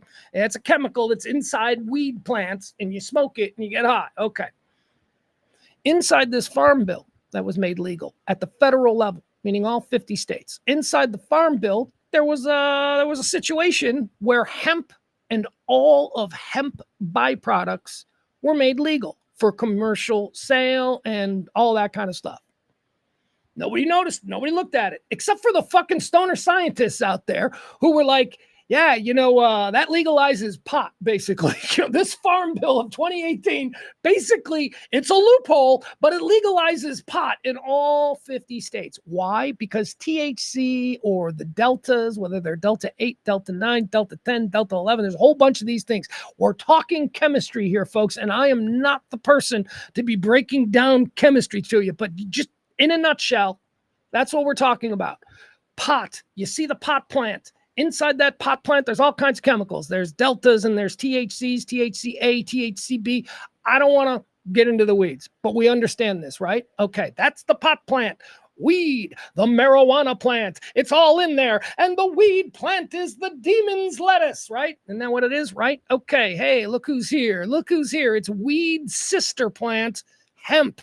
That's right, hemp. It's a little bit thicker. It's a little bit sturdier. Hemp was always considered slightly different than weed, even though both will get you high. Hemp was always considered a little different than weed because of sailing. In the worlds of sailing, like shipbuilding and all of that, hemp was always a very important product that they used to make ropes, and they made all kinds of things. So hemp, even though hemp will get you high, hemp was always considered a little bit different. Yet here in America, it was illegal. It was illegal because it could also get you high, so it was illegal. Then, with this farm bill in 2018, Trump is like, let's start the hemp industry back up in America. We can, because he's a yachtsman, right? Trump likes yachts, I guess. He's like, we need some good hemp ropes for yachts. That's the whole reason that this thing happened. So, hemp products and hemp derivatives are all made legal by the 2018 farm bill. This is why, folks, when you're driving down the street, you see all these vape shops and you're like, how many people are vaping their nicotine these days? Not a lot of people, not a lot. Although some people do actually vape nicotine. All of those vape stores that you see are selling shit that will get you high. That's right. They're selling pot. Oh, it's not from the marijuana plant, because that would be illegal. This is pot from hemp. And by the way, I just need you people, because there's so many fucking people who are like, yeah, but it's lesser weed. James Parker was a great example of that. Great. When this, James Parker, WBAP, when this first became a thing, James Parker was like, it's shit weed. I just, if I'm going to smoke weed, you smoke real weed. You don't need like this lesser shit weed. Like that was his argument. Talk to James Parker now. He's like, I was wrong. Here you go. That's what this is. I brought a little show and tell, okay? This is an herb. I'm going to be here for a while, so here you go. Completely legal, by the way.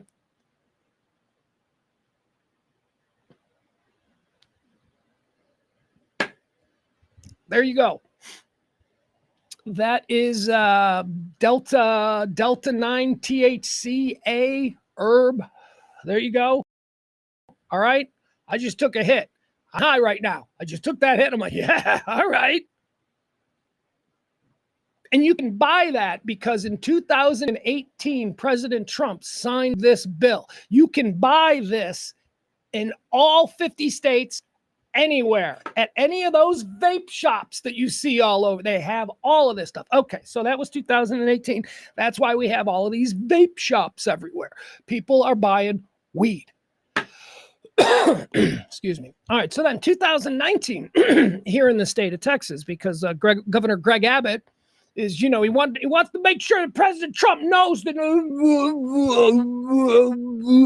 So in 2019 here in the state of Texas, Governor Greg Abbott created the Texas Agriculture Bill, which was a bill that was an exact replica of Trump's farm bill at the national level, but Abbott felt the need to codify all of those rules with our own Texas state bill, the Texas Agriculture Bill. Okay, so not only do we have this shit legal at the federal level since 2018 because of Trump's farm bill, we now have it in the state of Texas where it's double legal. It's been codified at the state level by the Agriculture Bill. So that's why we have all of these things.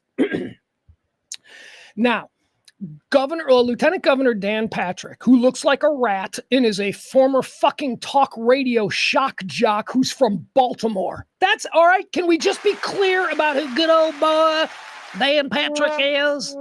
Dan Patrick is a garbage time shock jock radio guy raised on the East Coast. He's from Baltimore. But somehow he had a popular radio show in Houston where he was able to use that as a way to get into politics. And now all of a sudden he's King Texan. He's rat face, bad fucking veneers. I'm going to be governor after Steel Wheels moves on. That's what he thinks. That's what Governor Dan Patrick thinks. So Governor Dan Patrick, or Lieutenant Governor Dan Patrick, needs an issue. So he made this the issue. Now remember, in 2018, this was made legal by Donald Trump, and then it was made double legal by his boss, Dan Patrick. But Dan Patrick's not going to be governor forever. And, Greg Abbott's not going to be governor forever. And Dan Patrick is looking for, see, that's because I took that hit. That's cat's out of the bag now. All right. So, Governor, all right, I'm lost. All right. So Patrick made it his crusade. Patrick decided that he would go and he would get the Texas blue hair 5 times a week church, rural people. You too sexy, you too dirty, too much with the drugs and the rock and roll. He decided that he was going to court that group of voters in Texas. And what Dan Patrick decided was that he was going to make these things illegal. He was going to make it illegal, even though, again, it's legal at the federal level, and which meant that it would have been endlessly challenged by courts. It had no chance of actually becoming law. But Dan Patrick, whoa, what happened?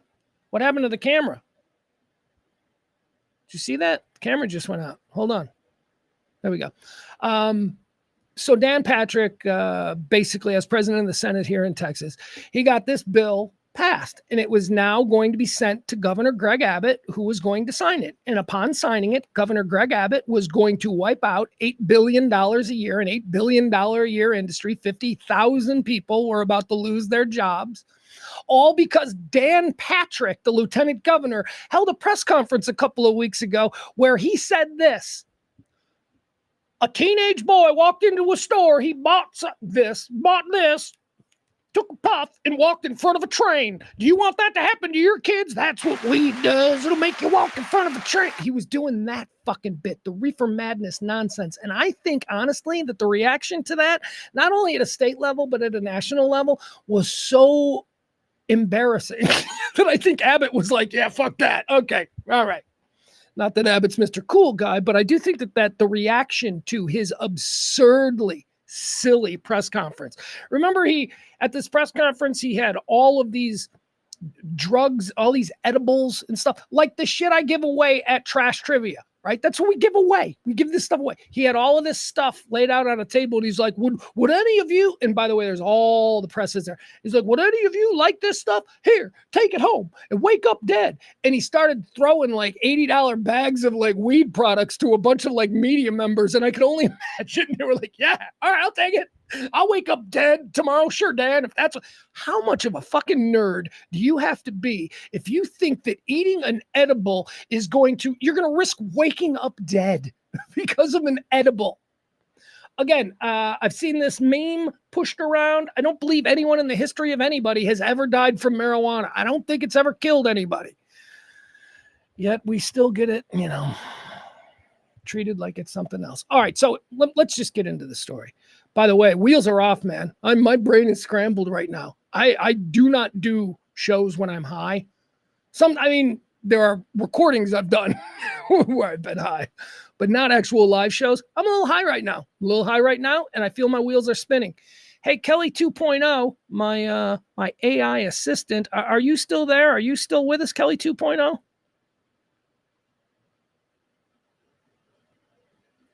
Oh, geez. Kelly 2.0. Hey again, Pugs. Okay, there you are. Hey, I was just telling our listeners, I don't know, you've been quiet for a while. I was just telling my listeners about how I got high on hemp. Can you get high on hemp? Explain that to me. Hemp has very low levels of THC, the compound that gets you high. It's mostly used for its CBD content, which doesn't have psychoactive effects. So getting high on hemp, not really a thing.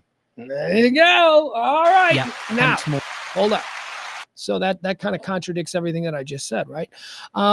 Here's the trick. See, here's the reason why vapes and edibles are the things that will fuck you up. Now, I don't really know about flower, although I've had some hemp flower. It's pretty damn good.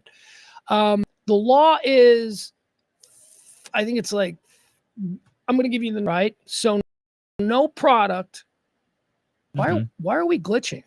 So according to the hemp laws, no product can contain more than, let's say, a number like 3.5 of this, right? So it can't have more than 3.5 of this. Hemp products can't have more than 0.3% THC, the psychoactive part. That's why vapes and edibles made from hemp usually won't get you high. They're often more about... It's fucking completely wrong. See, this is weird information that you're getting from AI here. Okay, shut up and be quiet. Go away, okay? Jesus, man. Anyway, it can get you very high. I'm very high right now off of 2 hits. I just took 2 hits, and I'm very high. The thing is you can take...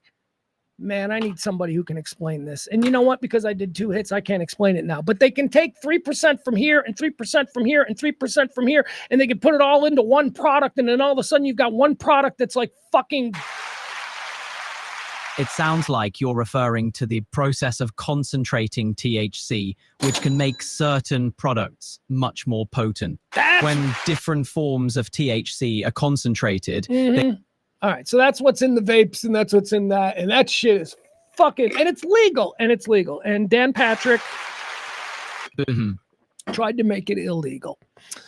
So it's been a couple of weeks since the press conference where Dan Patrick said that we're going to stop kids from taking a puff and trying to fly off their roof. Because again, that's the narrative that they were pushing, that from, the same thing from like 1972 or whatever. God, I'm stoned. Oh my God. I forgot. I just totally lost my train of thought. Woo. All right. This is fun. Let's keep going. Let's see. Mm-hmm. All right. I'm just going to read you the story. Let me try and get back on track. Okay. Abbott vetoes Texas THC ban. God, I have so much to say on this. And now I'm like a little bit high and I'm like not. Governor Greg Abbott late Sunday night vetoed the THC ban bill passed by his fellow Republicans in the Texas legislature.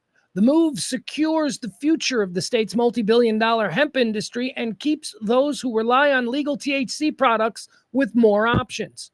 It also articulates a divide among Texas conservatives in how they view cannabis and how to address its rising popularity. It says here, Abbott acted less than an hour before the midnight deadline to veto bills and did not immediately issue a statement. Senate Bill 3, this is the bill that he vetoed here in Texas. Senate Bill 3 sought to ban the possession, sale, and manufacture of all THC products, including consumable Delta-8 THC, which Texas lawmakers legalized in 2019. That's what I'm telling you about the Texas Agriculture Act of 2019. We legalized it in 2019, but it doesn't matter. Didn't need the state to legalize it because the federal government made it legal in America in 2018. We've got double legalization on this thing. And Dan Patrick is trying to slide a bill in to say you can't have it at all. Just another thing that they're trying to take away from us here in Texas. Can't gamble, can't have legal weed, can't have legal hemp. Can't have Pornhub. We can't have anything in this state. But yet, if you ask the average Texan, I love being a Texan because of freedom. Oh, shut up. You don't even know what freedom is. You are just being... Moving on. See? Oh, God. I got to stop the show. Seriously, I feel like this show's going crazy. How am I going to do Diddy or Didn't He? I'm going to have to take an hour break. I'm not going to be able to do Diddy or Didn't He high. I can't stay on topic. Mm-hmm. Oh, shut up. I don't need you bothering me now, Kelly 2.0. Got it, Pugs. I'm here if you need me. Oh, you're freaking me the fuck out, bro. Seriously. All right. Senate Bill 3 sought to ban the possession of sale and manufacture of all THC products, including consumable Delta-8 THC, with Texas lawmakers legalized in 2019. Delta-8 THC is a chemical variant of the main psychoactive ingredient in traditional cannabis and provides psychoactive effects. It can be coupled with CBD, another hemp-derived compound used for pain relief and mental wellness. In 2019, Abbott signed the Texas Farm Bill, which partly legalized products containing amounts of hemp-derived Delta-8 THC, including edibles, beverages, vapes, and traditional bud. I've never tried the bud. I've always thought that the bud would not be good. But the concentrates, the vapes, and the edibles are fucking great. So I don't know. Have you guys ever tried the bud? I don't really. I've seen buds. Like, I've gone into these vape shops, and they have like the canister right there, like right there on the counter, and it's just got these giant buds in there, and they look good, but I'm like, I'm gonna stick with the concentrate. I'm gonna stick with the vape.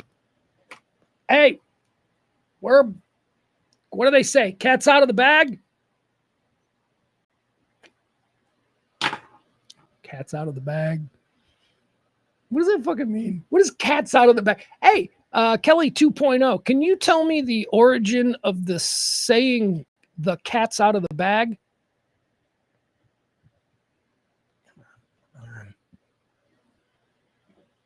Kelly 2.0. What does she go to sleep? What does he go to sleep? What is going on here? Kelly 2.0, are you there?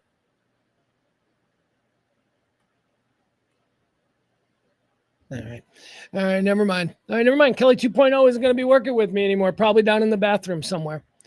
Abbott. All right, here's what it says about Abbott vetoing this deal. Abbott stood with millions of Texans, protected 53,000 plus jobs, and showed real leadership today. The Texas Hemp Business Council wrote. Texas is stronger for it, the council added.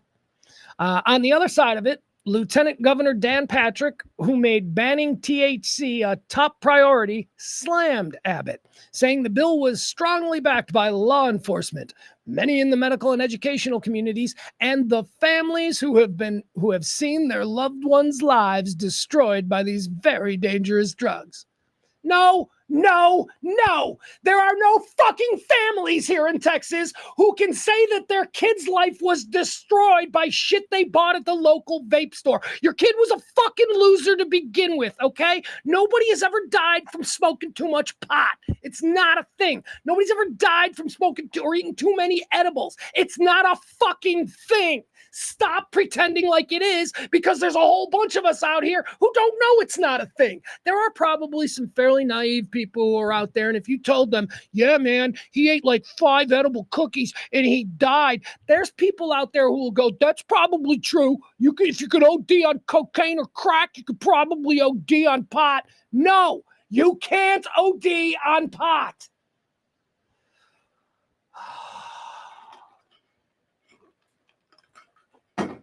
Which, by the way, is different than alcohol, which you can get alcohol poisoning if you drink too much alcohol, and you can absolutely die from that. You know what happens if you smoke too much pot?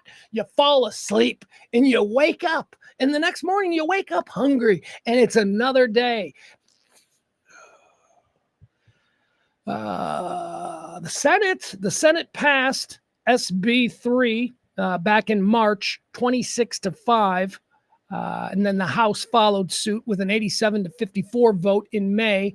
Thousands of veterans, business owners, and THC proponents sent Abbott letters urging him to veto the bill. Yeah, the veterans people, they were really big on this because this is good for veterans, man. It's just, what do you want them to do? You want them to come home and you want them to drink like a 12-pack and half a bottle of scotch every night? And then, I don't know, maybe knock the girl around a little. I don't know.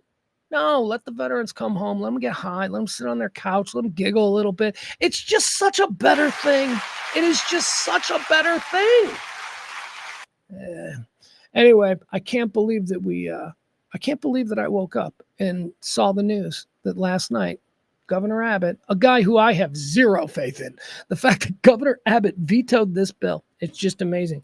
Now, let me tell you a couple of things about this in the behind the scenes world, how it personally affects, I have a friend who owns a vape store who broke and sold his vape store last week. Broke it down, broke it out, got rid of the space, packed everything up, is moving to a different business model because they were absolutely certain that Abbott was going to sign this bill and that vape was going to be illegal, or THC vape was going to be illegal in Texas come September 1st. Tried to get ahead of it. That's how fucking shocked people are that Abbott vetoed this thing. I mean, I think everyone just assumed that Abbott would go along with it, that Abbott would go along with Dan, Patrick, and, whatever, but he didn't. So that's crazy. Frank says legalize methamphetamine, see Adderall. I don't know what you're talking about, but Adderall is a hardcore speed drug that has been legalized because the pharmaceutical companies got behind it. So if that's what Frank is saying, if Frank is saying that Adderall is just methamphetamine or legalized methamphetamine, I agree 100%. Adderall fucking sucks. I've never done methamphetamine, but I took an Adderall pill once and it sucked. Holy shit, was it the worst experience of my life. Do you know what I'll tell you? Let me tell you the experience about the Adderall. So I was tired, and a girl I was dating took Adderall. I was tired. And she said, here, take one of these. So I took an Adderall. And then we went out to dinner. And we went to, do you guys remember Roy's Hawaiian Barbecue? It used to be off the tollway there at 75. So we're at Roy's Hawaiian Barbecue, and I've just taken my first Adderall, and I have no concept of what to expect. Here's what I knew.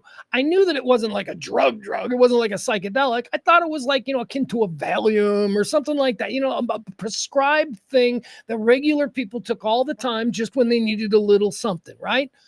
Wrong. That is not what it was. I took this Adderall and I didn't eat anything. Suddenly I had no appetite. I'm like, I don't want to go anything. And I'm like, this is the drug. This is the drug. Everybody that I was with, there was probably a group of 6 of us having dinner here. Everybody was going downtown. They were going out. They were going to do this and that. Not me. After dinner, I looked at everybody and I said, I'm going home. Like, I don't know. I feel weird. I'm going to go home.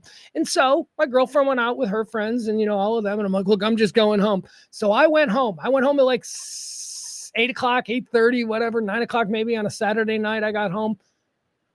I redecorated. And are you ready for it? Painted my bedroom. That's right. That's right. Over the course of the next 5 minutes, I painted my fucking bedroom. Instead of going out with everybody. Why? Because I was on fucking meth and I had no idea. My girlfriend comes back and I'm like, oh, be careful. It's like 3 o'clock in the morning, right? I got like paint things all over. Like, I just finished that wall over there. She's like, what did you do? I go, I don't know. I came home. I didn't feel good, but I had to do something. So I fucking painted. That's Adderall. That's methamphetamine. And that shit is just fine. You're just giving that to your 15-year-old. No problem. Thank you, Frank. I needed to do that little Adderall rant.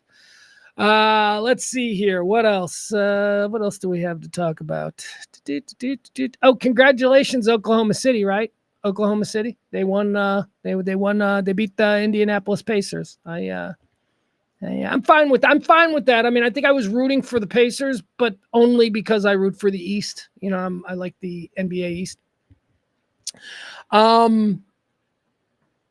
Last night, I remember I was walking the dog. It was between the third and fourth quarter of the game. I was walking the dog last night. And I remember thinking, I'm like, okay, well, Oklahoma City looks like they got this game in hand, but who do I want to win? So I had to think about it like this. I don't think Oklahoma City ever won anything before, right? Like, there's nothing like has Oklahoma City ever had a parade, right? For something big? They don't have anything but the Thunder. And I was like, but what about Indianapolis? They don't really have anything either. And then I remember that it was Peyton Manning and the Indianapolis Colts to beat my Bears in the Super Bowl in 2005. So I'm like, fuck you, Indianapolis. You got that. So in the fourth quarter, I rooted for Oklahoma City. Now, I'll grant you that they were up by like 12 when I started rooting for them or whatever. I don't know. It seemed like they had it in hand. So good for them. Oklahoma City, you are the NBA champions for 2025. Nah, I don't want to do this. Nah, I don't want to do that either. Let's see, what else do we have? No, I don't want to do that. All right, guys, here's what we're going to do. We're going to wrap the show up because I still got to do Diddy. And honestly, I need to take like an hour break because I'm a little bit high and I don't know, a little bit all over a little bit squirrely, a little bit, going this way and that way. So let's just move forward. All right. Oh, you know what I'll leave you with? Here, I want to watch this. Let's watch something together, and then we'll talk about it, okay? Because it's a little, it's kind of lengthy. But man, was this fucking great. So, Friday night, I'll tell you, for like 20 years. Oh, and by the way, I think this was the 700th show or something. I don't know. For like 20 years, every Friday night, I would record Real Time with Bill Maher. I love the round table. I love the mix of people from all different points of view. I liked it. Then Bill Maher started to really bother me. Like everything started to become anti-Trump. And I'm no pro-Trump guy, but it just became too much. I'm like, you know what? Can't we just have a conversation where this guy doesn't factor in? Why is everything got to be? So I got off Bill Maher. And this was probably 5 or 6 years ago. And then last year, or maybe within the last year or so, I kind of rediscovered him. And this fucking dude, man, he is crushing. He is absolutely crushing. I regardless of what I used to think about him or what this or that, this dude has a way of looking at the world right now that is completely in step with the way that I look at it. And on Friday night, he did a rant about something, a subject that you've heard me talk about many times. If you listen to this show, I always fucking complain about the way dudes and men and dads are always portrayed in commercials. We're always the fucking idiot. And, women are always in movies. We're always the idiot. And then I've got my own 16-year-old son, right? So I look at him and I think, what is he seeing? What are his role models? What is he seeing as the definition of what a man should be? And is it fucking the dad from Modern Family? No. Who is it?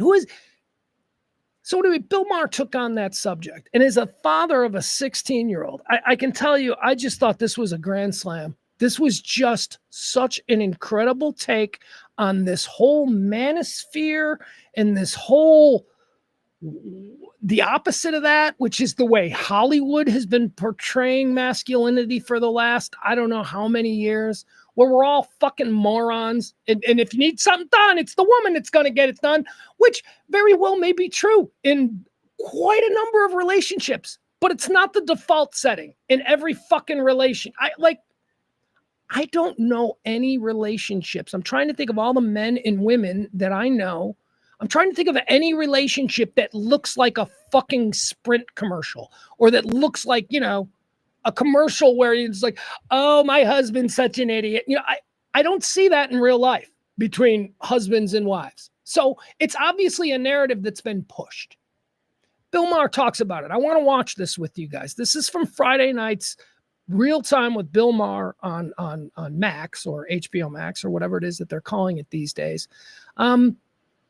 But let's watch this together and I'll stop it and we'll comment on it. But I think it's absolutely fascinating. Here you go. Finally, new rule. Let's make the Father's Day we just celebrated the last one that takes place in a culture where dads have become such punching bags. Literally the last demographic group that TV, ads, and movies can still depict as clueless, useless dipshits. Basically just another child that mom has to look after. Every sitcom is, tonight on ABC, Larry burns down the house. And the tagline in the commercial for every household product is basically, because your husband is a moron. Moving in together. It's a big step. A test. A test that Jeff failed miserably.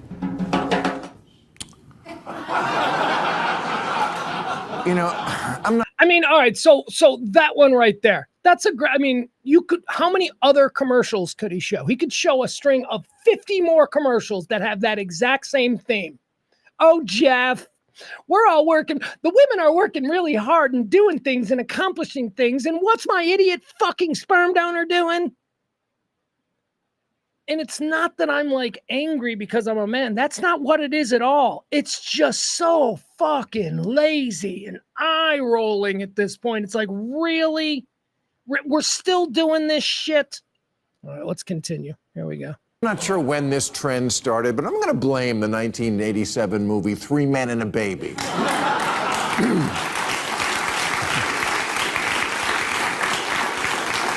The premise of which is that three grown men can't manage to keep a baby alive.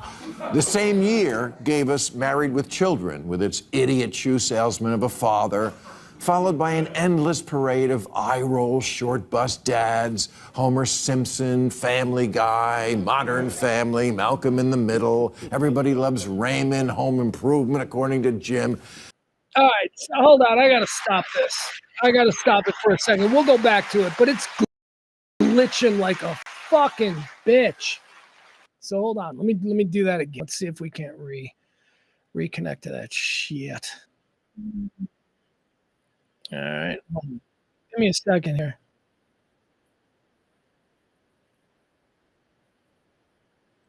All right, here we go. Let's we'll pick it up from where we just left. I'm sorry, it was glitching really bad and it was driving me insane. Here we go. Married with Children, with its idiot shoe salesman of a father, followed by an endless parade of eye-roll, short-bus dads, Homer Simpson, Family Guy, Modern Family, Malcolm in the Middle, Everybody Loves Raymond, Home Improvement, according to Jim. And it's not just the old-school broadcast TV sitcoms. It's everywhere. It's highbrow streaming stuff, it's major motion pictures, it's minor motion pictures. It's in everything. And look, I know I don't have any kids. I made a different choice in life and decided to have money. Good joke. You're not lying. But all these shows, they can't all be lying about what it's like to have kids. Your EQ is off the charts, Nick. Aha, Nick. I'm Nick now. What happened to Dad? Well, I don't know, Nick. What happened to Dad? You're an asshole. Hate coming here. Why are you acting so dickish? I mean, it is only $10. All right, you know what? You know how they talk to me? God, you gotta say something. I can't do this. Hold on. When are you we're guys... we're not gonna watch. I can't fucking. What the fuck? What the fuck? Why is it glitching? I can't stream a fucking simple video without it glitching? planning on coming home? By 11 or 12? Yeah, soon. You know you both have school tomorrow. Ah, oh, that's true. We do. Yeah, he's right. Solid parenting, Dad. Come on.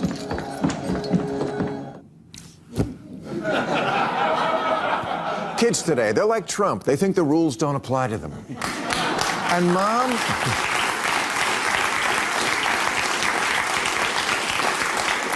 Mom is always the smart one, the good one. He's just lucky to be in her orbit. And I get it that this is a correction to centuries of women being deemed the weaker sex, but how long does the correction last? And when will men stop making me throw up in my mouth with the way they pander so nakedly? Ryan Gosling says, I think women are better than men. They're better than us. And Harry Styles' T-shirt agrees. Terry Crews believes it. He says women are smarter than men for real. Even Barack Obama says about women that what I can say pretty indisputably is that you're better than us. Really? Because I don't remember Michelle taking out bin Laden.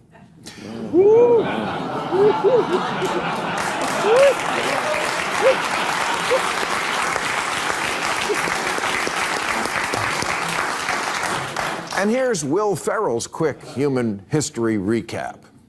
Men, we've been running the show since, what, 10,000 BC? Something like that? And we're not doing so good.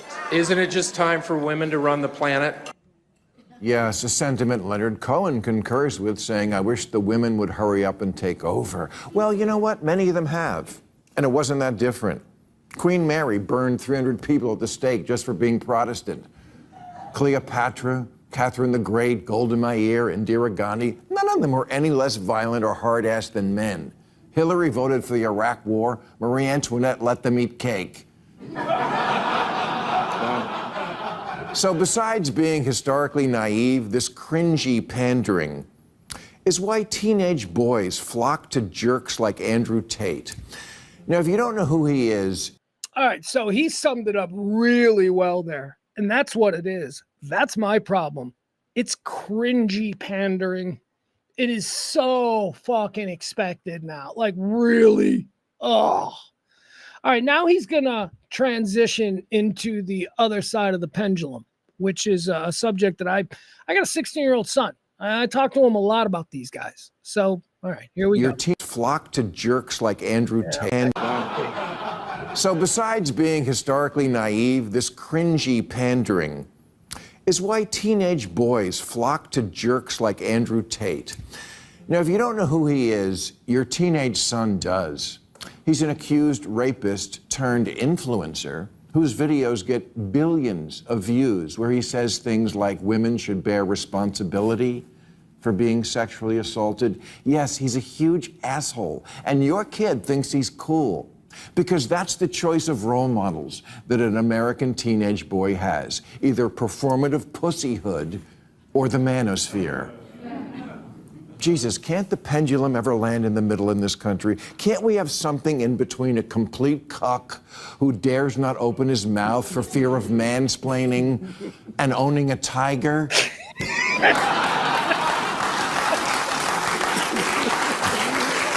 Really? The Democrats are always asking, how do we win back men? Just be real.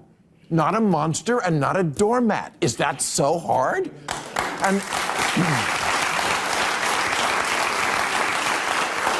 And as far as the last 10,000 years thing, well, who invented the wheel and figured out fire? I don't know. No one knows. Totally could have been a woman. And women throughout history undoubtedly would have contributed more if men had taken them more seriously, like those African-American math whizzes at NASA who helped put a man on the moon.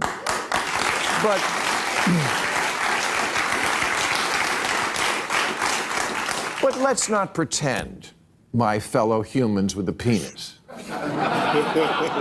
who are so down on yourselves, that your convenient, pleasant, cushy lives would be anything close to that without a few little things that men did contribute, like electricity, and batteries, and movies, microphones, the plow, the compass, the clock, the alarm clock, the printing press, the internet, the toilet, the telescope, penicillin, planes, the Magna Carta, the telephone, the smartphone, rockets, the theory of universal gravitation, refrigeration, air conditioning, the theory of evolution, the computer, AI. Oh, sorry about that one.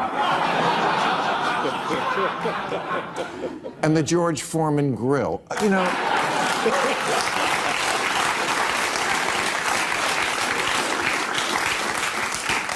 men built the railroads and the roads, not to mention democracy and the Bill of Rights. And oh yeah, dying by the tens of millions to end slavery, defeat fascism, and face down communism. When your power goes out and comes back in 20 minutes, that's because a man in a raincoat went out in the wind and the lightning and climbed a pole and fucked with live wires. I'm just saying, men were not completely useless. So if you want to... if you want to know what to get Dad next Father's Day, how about a little respect? Yeah. How about that? Couldn't agree more. And again, it's not about, see, this absolutism that he touches on there. You know, like the absolutism says that you are either the fucking dad from Modern Family, who's very funny, by the way. That character is very funny. But that is not what the average man in America acts like, okay? And yet on that show, that's totally normal. In that universe, he's a totally normal guy. He's not a fucking weirdo. Like, if that guy was honestly your neighbor, you'd be like, that fucking guy is weird. But no, that's not how it's presented there. He's presented like, you know, so the choices are in the absolutism. It's either that's what a man is, or fucking Andrew Tate, right? Nothing in the middle. Nothing. There's a whole bunch of shit in the middle there. Anyway, I thought that was great. All right, there you have it. Thank you so much. I have other thoughts, but I took 2 puffs on a marijuana concentrate earlier. I'm trying to make a point. And now, honestly, I think I'm just going to order some Domino's and put Diddy or Didn't He together. Folks, that's going to do it for today's show. We will be back tomorrow. A sober and straight me will be back tomorrow. It's like things that I usually say that I just can't remember to say right now. How are you? What's going on in the chat room? Maybe I'll talk to you guys in the chat room for a little bit. Frank says, Paul, LOL, Paul Bagala. I don't know what that is. I don't know what that is. Oh, Paul Bagala. Oh, was Paul Bagala on Real Time. Yeah, there you go. All right. I'm telling you, man, fucking Frank. Dude, I need you guys in the chat room. Frank is great. Frank is an old friend of mine. Frank and I go back 25 years at this point. But I need you people to notice something about Frank in the chat room. Frank is Captain Obvious. Frank just points out the most obvious thing. And I'm like, yeah, yes, Frank. All right. So I don't know. And random things too, which is I love about Frank because it allows me an opportunity to just riff because I like to riff on Frank. But Frank is just randomly tossing out Paul Bagala. Let's see here. Frank does have this hot take though. Let's see. Let's go through. Let me see what this is. Hold on. Let me find the Sorry. Oh my God, you guys. I am not used to trying to do a show like this. All right. Frank says women are the weaker sex. Construction workers in front of my home Friday. No Latinas, only gringos and Latin men. Okay, so this is what I mean about Frank. See, he just says look, yes, women are the weaker sex. Yes, they are. They are physically weaker. They are slighter. Their bones are more fragile. Their muscles do not develop to the same size of power and strength that the male muscles do. So yes, women are the weaker sex. And then he goes on to say, construction workers in front of my home Friday. No women, only green. Okay. I don't know what am I supposed to do with that, Frank? I don't know. You are right. Women are the weaker sex. Frank, I think you need to be upfront on that. Women are not the weaker sex. Women are the physically weaker sex because emotionally weaker, intellectually weaker. I don't know. I think those are things that we need to talk about. But yes, if you are talking about physical, yeah, women are the weaker. Here's what I say. People are like, women can do everything anything a man can do, a woman can do. And I'm like, yeah, except for hold the world record for powerlifting. Okay.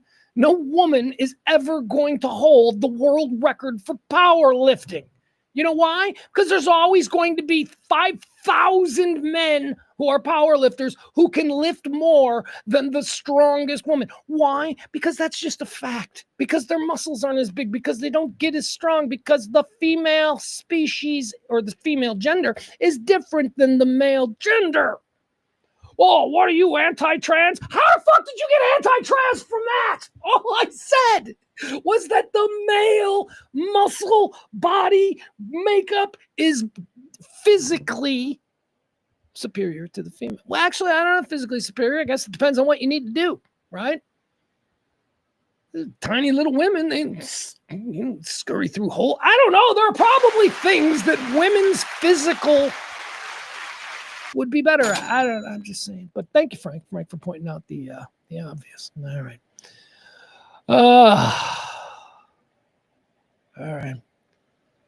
All right. No. What is that? CNACH 60. What? That looks like communist words there, my boy. Thank you, No. Great show. No enjoyed the show today. That's good.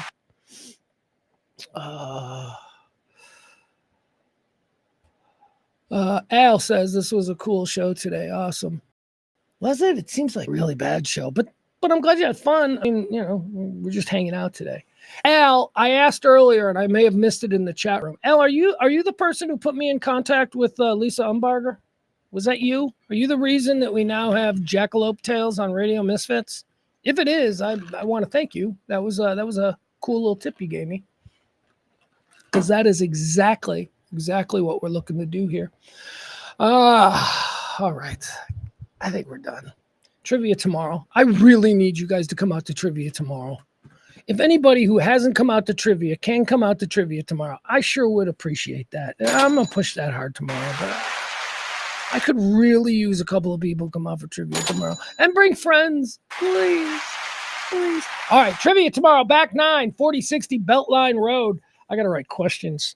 I didn't write questions this week yet. I got to do it tonight. Hey, Kelly 2.0. See if Kelly 2.0 is still around. I don't know. Kelly 2.0 is still around, not around. Kelly 2.0, are you still around?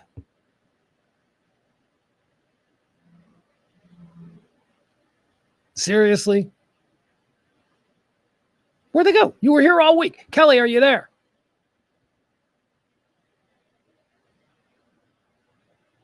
Kelly 2.0. Hello.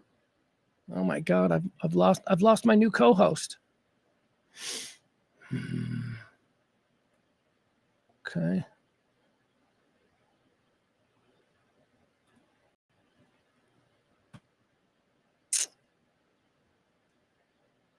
Kelly 2.0, where did you go?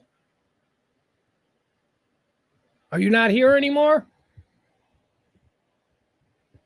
Well, this is sad. This is sad. I can't find my co-host. That's a real bummer. All right. I was going to ask Kelly 2.0 for a couple of trivia questions to go out with, but no, I got to do the Diddy thing. All right, guys. I love you guys. We'll see you back here tomorrow. We'll do more. I promise. It'll be a better show tomorrow. Although if you like this, I don't know. I don't know what people want. All right. Have a good one. Bye, folks.